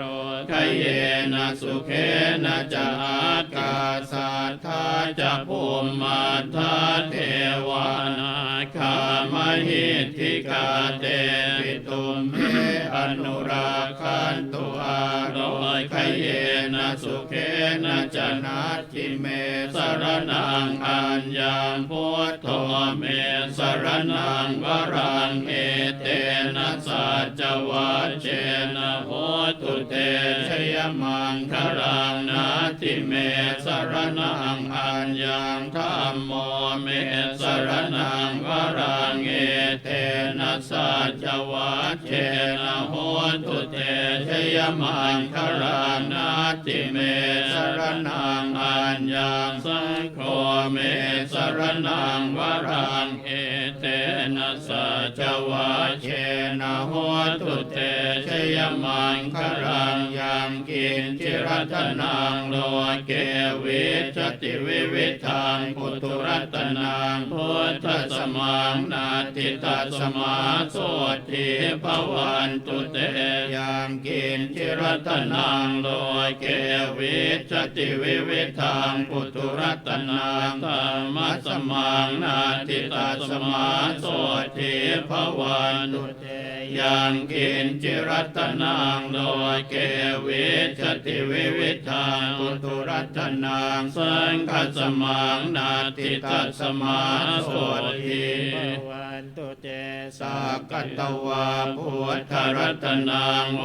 สถังอุตตมังวรังหิตังเทวมนุสานังพุทธเตเทนะโสตินานาสันตุปัฏฐวาสัพเพทุกขาโวปัสสเมสุเตสักกตวาธัมมรัตนังโอสถังอุตตมังวรังปริราโวปัสสมนังธัมมเตเชนะโสทินานาสันตุปัฏฐวาสัพเพพยาโวปัสสเมสุเตสักกตวาสังฆรัตนังโอสถังอุตตมังวรังอาหุนายยังปาหุนายยังสังฆเตเชนะโสทินานาสันตุปัฏฐวาสัพเพโรคาโว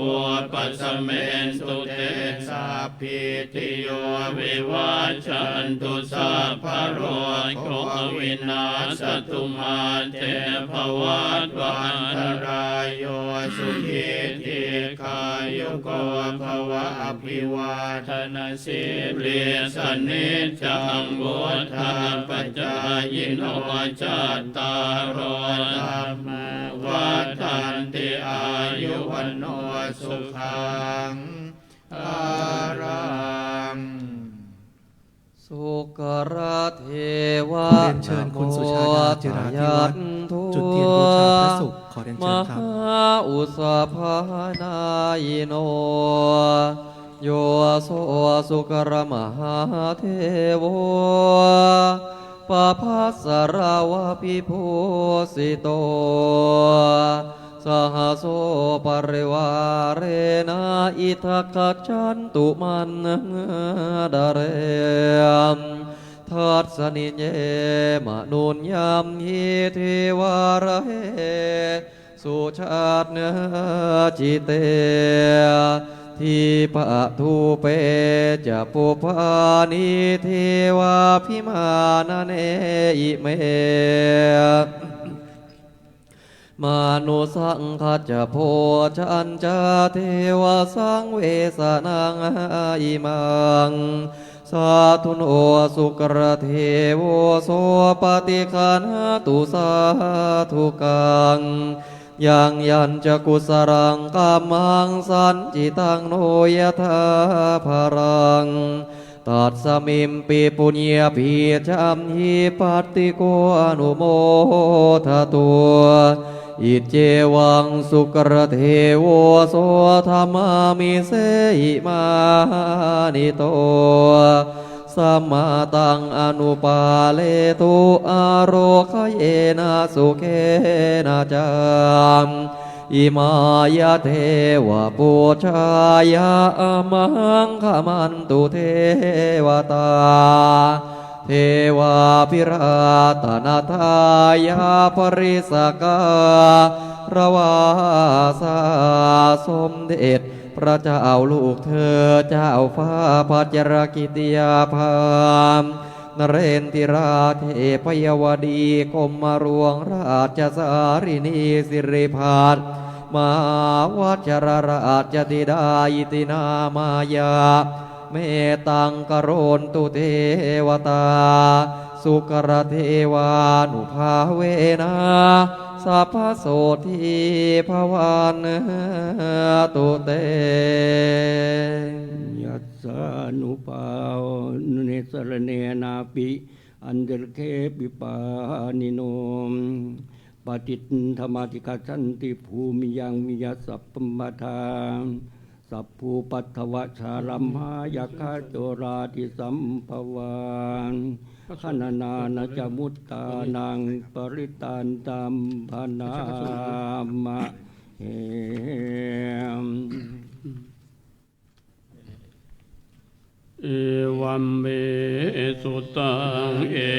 กังสมัยยังภะคะวะวะทิ ยังวิหารติเอตวันเนอนาทิปินดิกาสอาราเมตตะโคภควาอิโกอามันเตสิภิกขโวจิตทันเตติเตภิกขุภควโตปัจจัสโส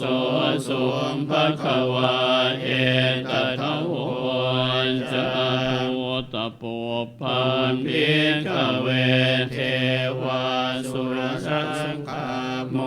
สมุปยุนโหอาโหสิอัตถโคภิกขเวสาโกเทวานามินโทเทเวตาวติงเสอามันเตสิทธเจมาริสังเทวานังสังฆามคตานังอุปัชชัยพยังวาชัมพิตาตังวาโรมหังโสวามะเมวัตสมิงสัมมเยทัชะคังอุนโลกยาธรรมมังอิโวทัชะคังอุนโลกยตังยามภวิสติพยังวาชัมพิตาตังวาโรมหังโสวาโสปหิเยสติโนเจเมทัชะคังอุนโลกยาตาอัตถปัชชาปฏิสเท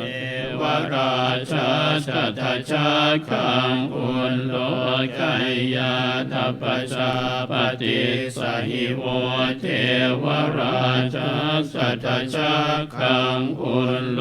กยตังยามภวิสติพยังวาชัมพิตาตังวาโรมหังโสวาโสปหิเยสติโนเจภชาปฏิสเทวราชาสัทธชาคังโลกยาทาอัทวรุณสเทวราชาสัทธชาคังอุนโลกยาทวรุณสหิโวเทวราชาสัทธชาคังอุนโลกยตังยามภวิสติพยังวาชัมพิตาตังวาโลมหังโสวาโสปหิเยสติโนเจวรุณสเทวราชาสัทธชาคังอุนโลกยตังอัฏฐอัฏฐอิตานาสเทวราชาสัทธชาคังอุนโลกยทาอิสานาสหิโวเทวราชาสัทธชาคังอุนโลกยตังยามภเวสติพยังวาชัมพิตาตังวาโรมหังโสวาโสปหิเยสติตังโคปนภิกขเวสากาสวาเทวนาธมินทาสัทธชาคังอุนโลกยตังปชาปฏิสวาเท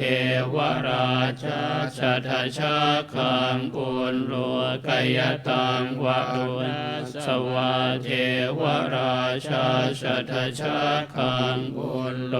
กยตังอิสานังสวาเทวราชาสัทธชาคังอุนโลกยตังยามภวิสติพยังวาชัมพิตาตังวาโรมหังโสวาโสปหิเดธาปิโนปิปหิตเยทะตังกิสเหตุสาโกหิเทกเวเทวานมินโทอวิตราโคอวิตโทโสอวิตโมภิรุชันภิอุตราสีปรายิติอหันจะภิกขเวเอวังวัฏามิสเจตุมหากังภิกขเวอรัญญคตั นังวารุขมูรคตานังวาสุญญาคารคตานังวาอุปัชฌายพยังวาชัมพิตาตังวาโรมหังโสวามะเมวตัสมิงสัมมเยอนุสรัยยาตอิติปิโสภะคะวาอะระหังสัมมาสัมพุทโธวิชชาจรณะสัมปันโนสุขโตโลกวิทูอนุตตรปุริสธรรมสารติสัทธาเทวมนุสานังพุทโธภะคะวาติมะมังหิโวภิกขเวอนุสรตังยัมภวิสติพยังวาจัมพิตาตังวาโรมหังโสโสปหิสติโนเจมังอนุสรัยยาทะอัตถธรรมังอนุสรัยยาทะสวาคาโตภะคะวตาธัมโมสันติติโกอาการิโกเอหิปัสสิโกโอปนัยโกปัจจตังเวทิตาโพวิญโยหิติธัมมังหิโวภิกขเวอนุสรตังยัมภวิสติพยังวาชัมพิตาตังวาโรมหังโสโสปหิยิสติโนเจธัมมังอนุสรัยยาทะอัตสังฆังอนุสรัยยาทะสุปฏิปันโนภะคะวะโตสาวกสังโฆอุชุปฏิปันโนภะคะวะโตสาวกสังโฆยายะปฏิปันโนภะคะวะโตสาวกสังโฆสามีจิปฏิปันโนภะคะวะโตสาวกสังโฆยติทังจัตตาริปุริสยุคานิอัตถปุริสปุจจารายเอสะภะคะวะโตสาวกสังโฆอาหุนายโยปาหุนายโยทักขินายโยอัญชลีกรณีโยอนุตตรังปุญญาเขตังโลกาสันติสังฆังหิโวภิกขเวอนุสรตังยัมภวิสติพยังวาชัมพิตาตังวาโรมหังโสวาโสปหิเยสติตังเกสเหตุตถาคโตหิภิกขเวอรหังสัมมาสัมพุทโธวิตราโควิตโทโสวิตโมโหอภิรุอาชัมพีอนุตตราสีอัปปรายิติอิธัมมโหจะภคะวาอิทังวัตตวานสุขโตอัปปราปังเอตัทโวจะสัทธารัญเยรูปโมเรวาสุญญาคาเรวาภิกขโวอนุสเรทสัมพุทธังพยังตุมหาคโนสิยาโนเจพุทธังสรัยยาทโลกเชทังนาราสพังอัตถธรรมังสรัยยาธนิยานิกังสุเทสิตังโนเจธัมสรัยยาธนิยานิกังสุเทสิตังอัตถสังฆังสรัยยาทปุญญเขตังอนุตตรังเอวังพุทธังสรันตานังธัมมังสังฆังจะภิกขโวพยังวาชัมพิตาตังวาโรมหังโสนาเหสติติตุเทวา ลำดับสุดท้ายนี้ขอเรียนเชิญท่านมายุรีนวรัตโนภาสและท่านพัชรีหลิงวัฒนาจุดเทียนบูชาพระเกศขอเรียนเชิญครับ ยิโนโยโสเกตุมหาเทโว โสนาภรณภูสิโตสหโสปริวาเรนะอิทัคจันตุมัน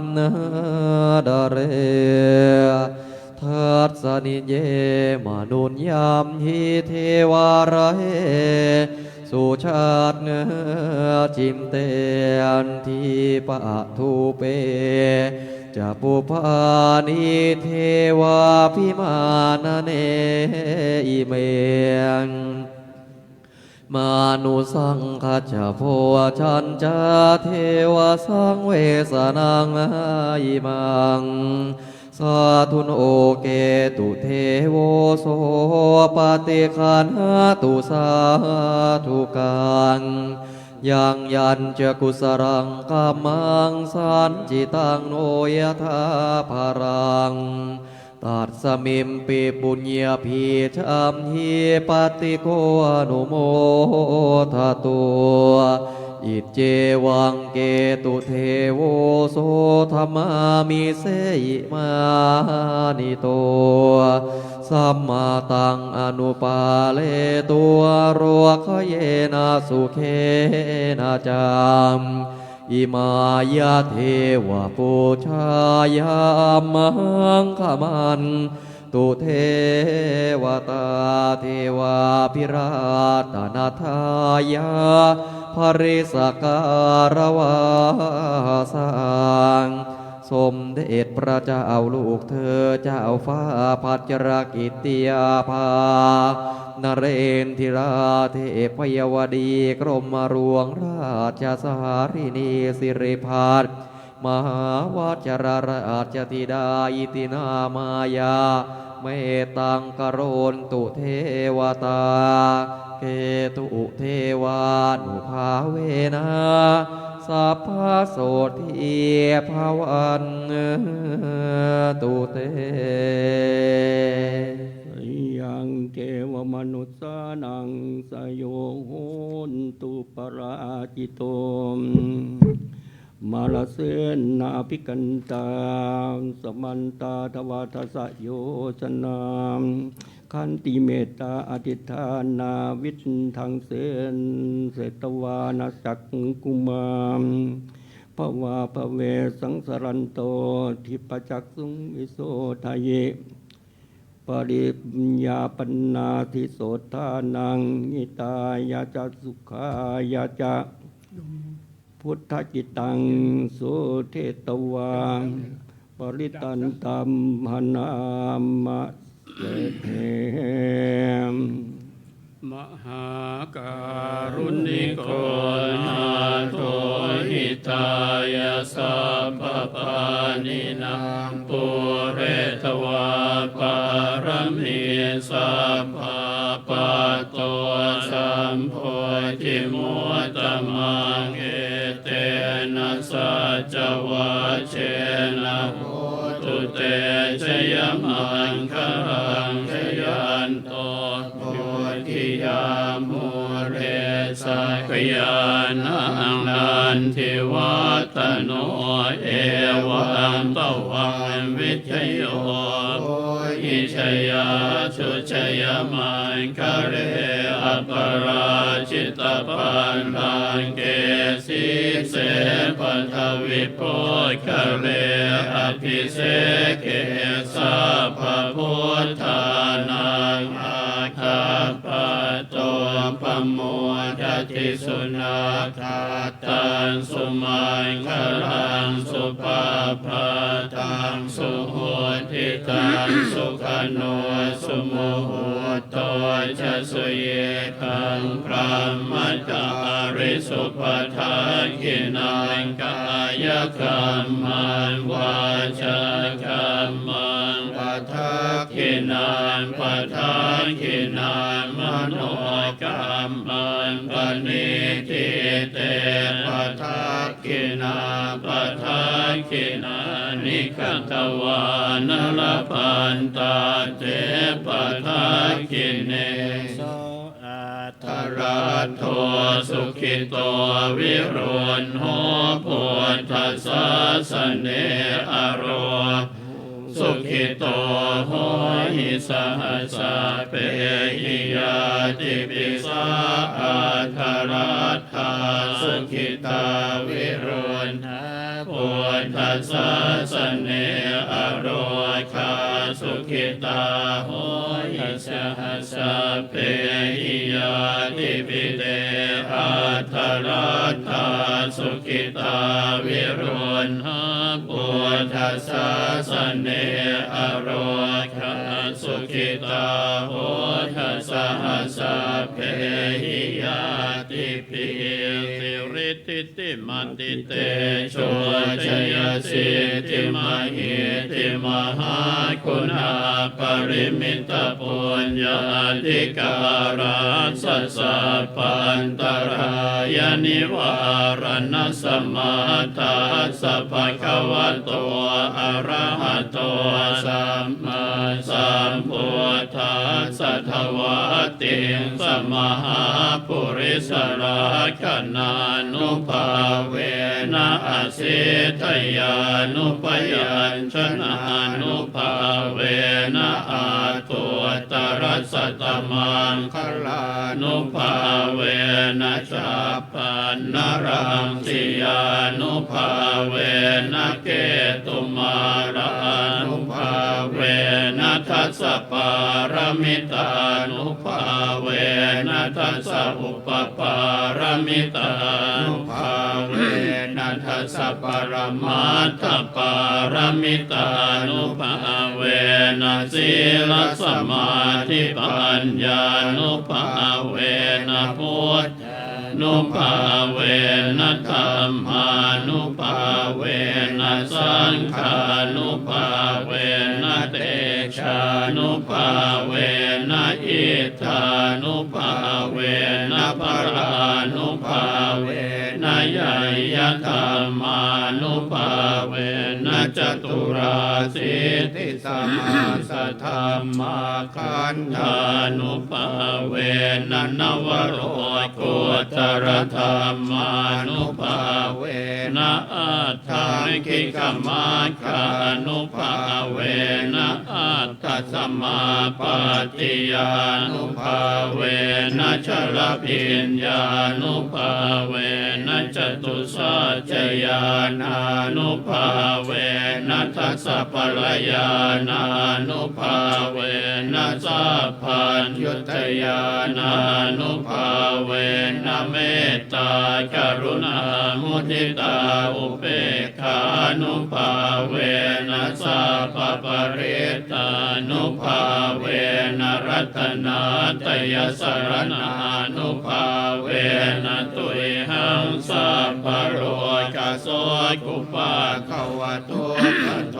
มนาสุปายาสาวินาสันตุสัพพะอันตรายาภิวินาสันตุสัพพะสังฆปาตุยหังสมิจฉันตุติขายุกาตุยหังโหตุสัตวาสชีเวนัสมังคิโกโหตุสัพพทาอากาสปะปะทวันนภูมิคังคามหาสมุทธารักขกาเทวตาสัทธาตุมเหอนุราคันตุพุทธปัตตาชนิทุกขาพยาปัตตาชนิพยาโสกปัตตาชนิโสกโหนตุสัพเพปิปันโนเอตาวตาจะอัมเหสัมปทังปุญญสัมปทังสัพเพเทวานุโมทันตุสัพพสัมปติสิทธิยาทานังคตันตุสัทธายสีลังราคันตุสัพพทาภาวนาภิรตาโหนตุขาจันตุเทวตาคตาเพพุทธาปราปัตตา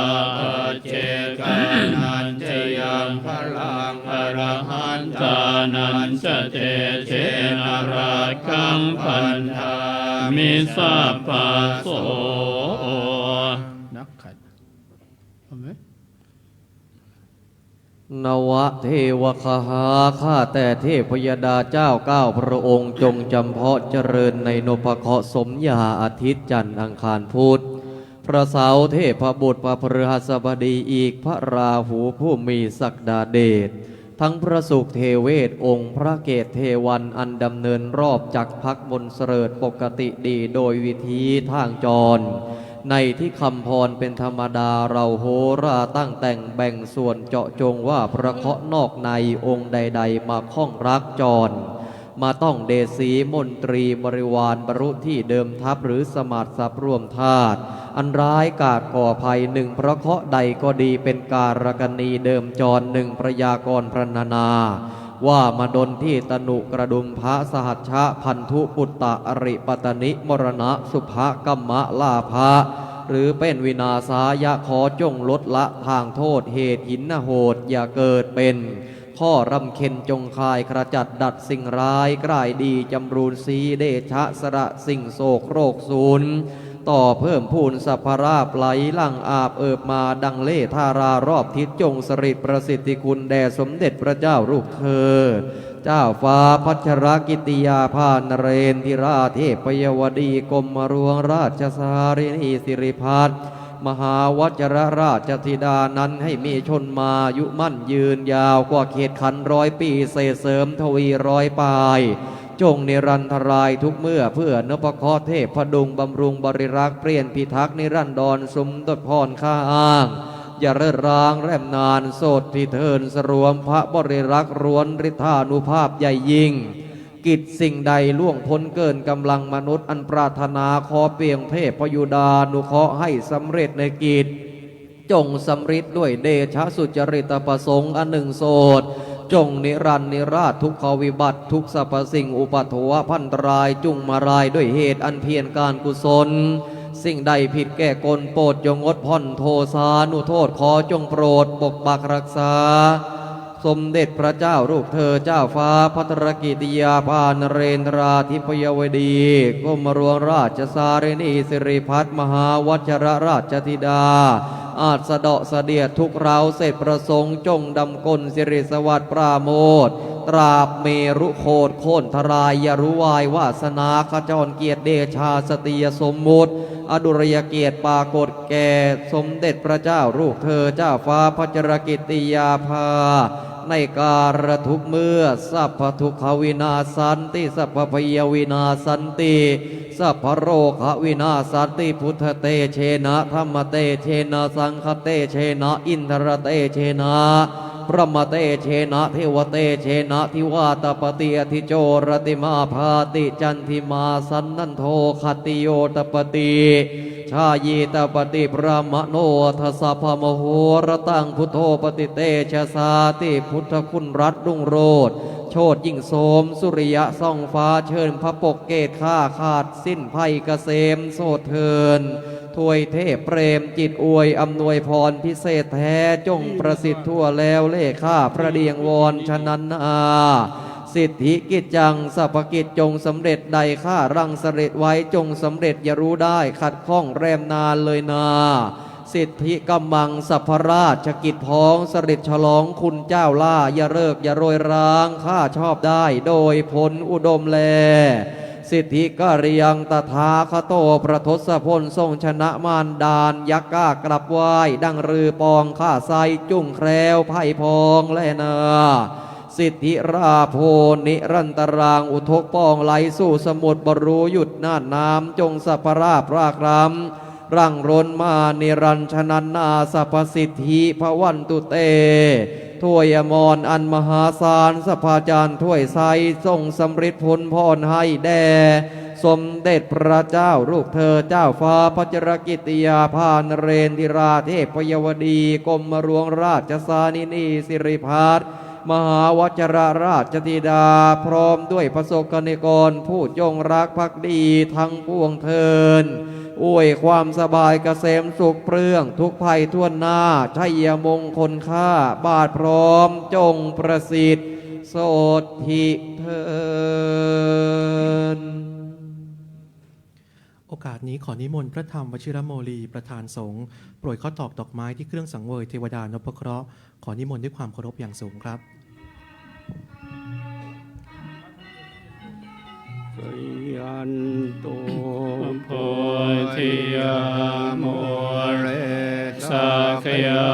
นังนันทิวัตโนเอ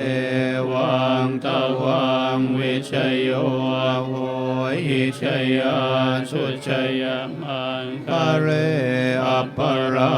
ชิตปาลังเกสิเตพันธวิปโภคะเรอภิเสเกตัมปะพุทธานัง เชิญท่านอธิบดีกรมการศาสนา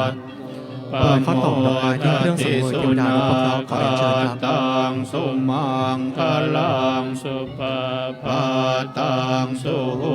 จิตังสุขโนสุโมโหโตจะสุเยธังพรหมจาริสุปทักขินังกายกรรมวาจากรรมังปทักขินังปทักขินังมโนกรรมังปณิทิเตปทักขินาปทักขินานิกตวานรพันตันเทปทักขิเน สยันโตโพธิยาโมเลสั สั ก กยานันนันทิวัตโนเอวังทวังวิชโยโหหิชยาสุชยมังคะเรอปราชิตปาลังเกสิเตปันดาวิปคะเรอภิเสเกตัมภะพุทธานังอาคาปะโตปโมทติสุนาคาตังสุมังคลังสุปาปะตังสุโหจิตังสุขโนตุโมโหโตจะสุเยธังธรรมจาริสุปทักขินังกายกรรมังวาจากรรมังปทักขินังปทักขินังมโนกรรมปณิทิเตปทักขินาปทักขินานิกตวานรพันตันเตปทักขิเน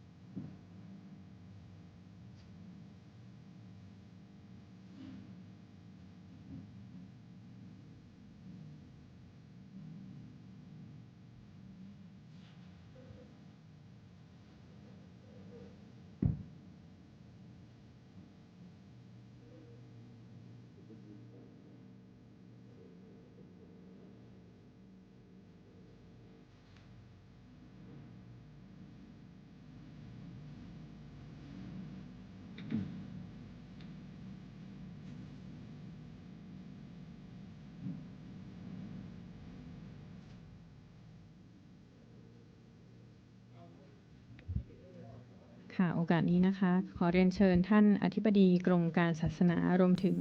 ผู้บริหารและท่านผู้มีเกียรติ10ท่านดังนี้นะคะถวายเครื่องเทธรรมแด่พระสงฆ์นะคะ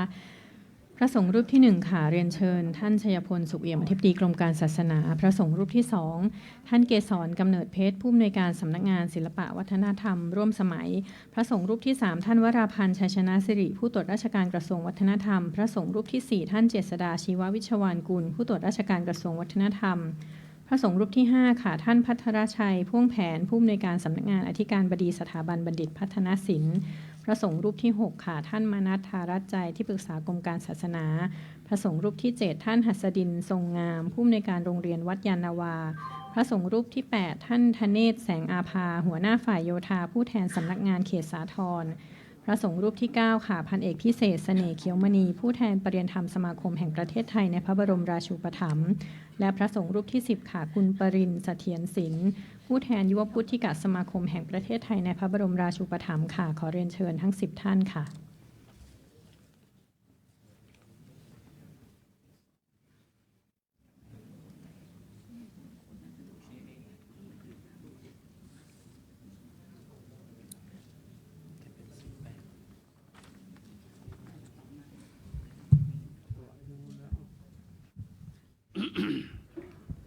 ค่ะขอบพระคุณค่ะเรียนเชิญทุกท่านนั่งประจำที่ของท่านก่อนนะคะสำหรับชุดที่2นะคะขออนุญาตอ่านรายชื่อดังต่อไปนี้นะคะ10ท่านนะคะพระสงฆ์รูปที่1นะคะเรียนเชิญแม่ชีสุวรรณากิจพ่อค้าค่ะหัวหน้าสถาบันแม่ชีวัดยานนาวาค่ะพระสงฆ์รูปที่2ค่ะคุณสุจัญญาภาภักพนิชกุลประธานมูลนิธิวัดยานนาวาพระสงฆ์รูปที่3คุณสุชาดาจิราธิวัฒน์รองประธานมูลนิธิวัดยานนาวาพระสงฆ์รูปที่4คุณมยุรีนวรัตโนภาสพระสงฆ์รูปที่5คุณพัชรีลินวัฒนาพระสงฆ์รูปที่6ค่ะคุณปนฏและคุณปิยาเสนีวงศ์ณอยุธยาค่ะพระสงฆ์รูปที่7คุณบุญเรือนอุดมพาณิชย์พระสงฆ์รูปที่8ดรเลิศลักษณ์สังขวันพระสงฆ์รูปที่9คุณประเสริฐสังขวันและพระสงฆ์รูปที่10ค่ะคุณสุรชัยพิชัยนะคะขอเรียนเชิญทั้ง10ท่านค่ะ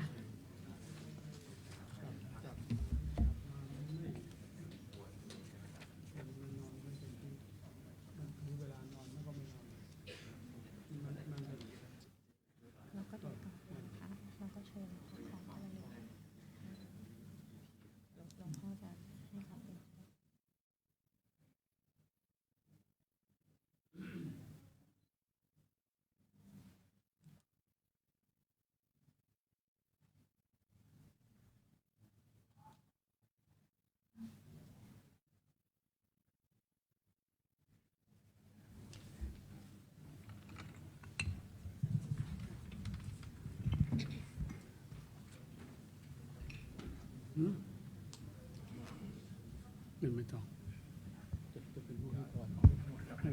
ยะถาวริวหาปุราปริปุเรนติสาคารังเอวะเมวัยโตทินังเปตานังอุปกปติอิชิตังปฏิตังตุมังกิปเมวัสมิจตุสัพเพปเรนตุสังกปานจันโทปนรโสยตาปนิโชติรโสยตาสัพพิติโยวิวัชชันตุสัพพะโรโควินาศตุมาเตภวัตวันตรายโยสุขิติขายุโกภวสัพพิติโยวิวัชชันตุสัพพะโรโควินาศตุมาเตภวัตวันตรายโยสุขิติขายุโกภวสัพพิติโยวิวัชชันตุสัพพะโรโควินาศตุมาเตภวัตวันตรายโยสุขิติขายุโกภวะอภิวันธนาสิริสเนจังวุฒาปัจจายโนจัตตารโอธรรมวัฏันติอายุวันโนสุขังภาลังทลาทาสุขิตาวิรุณหาพุทธัสสะสเนอโรคาสุขิตาโห หิสหัสสะเพหิยาติปิสาทารัตถาสุขิตาวิรุณหาพุทธัสสะสเนอโรคาสุขิตาโห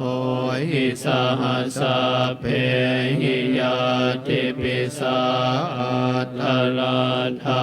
สุขิตาวิรุณหาพุทธัสสะสเนอโรคาสุขิตาโหหิสหัสสะเพหิยาติปิสัพพพุทธา นุภาเวนัสสะพะธรรมานุภาเวนัสสะพะสังฆานุเวนะพุทธรัตนังธรรมรัตนังสังฆรัตนังตินังรัตนานังอนุภาเวนะจตุราสิติสหัสธรรมขันธานุภาเว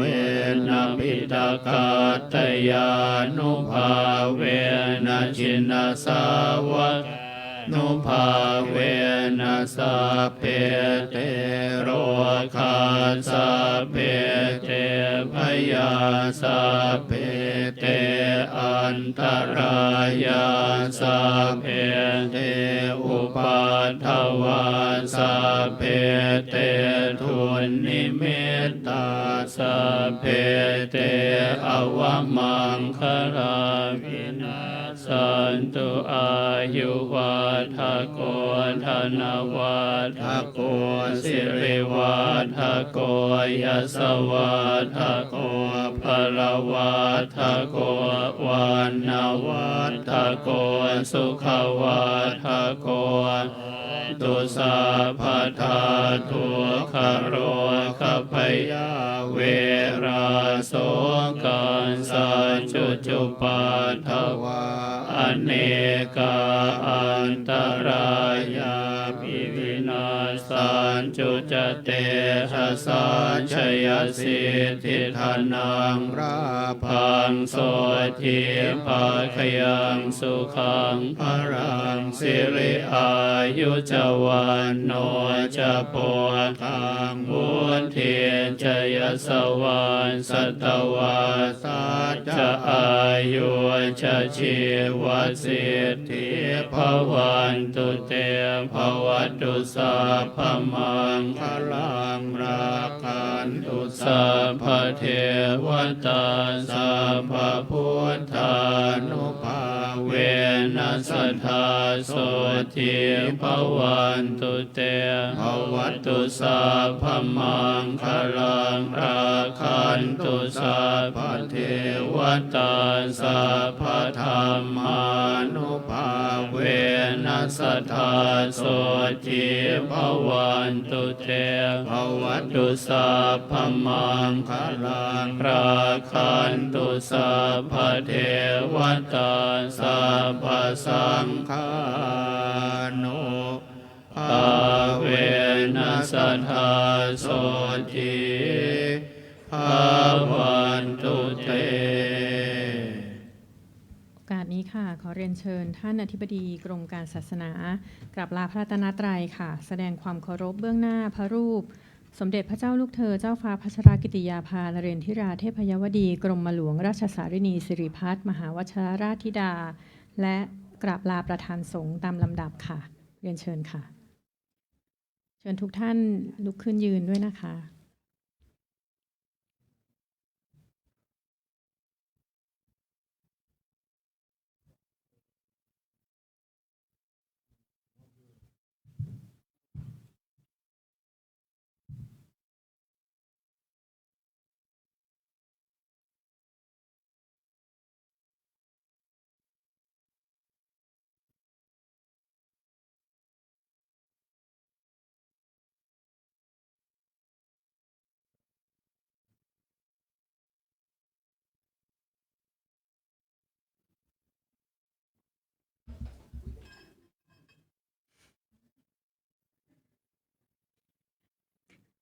ค่ะ เรียนเชิญทุกท่านนั่งลงได้นะคะ ขอบพระคุณทุกท่านนะคะ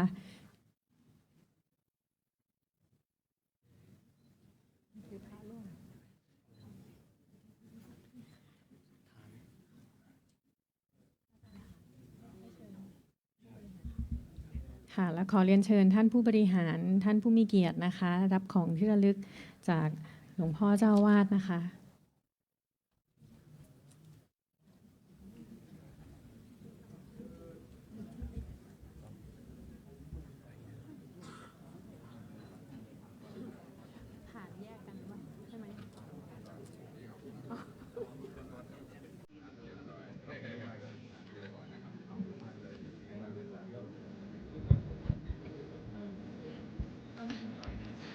บัดนี้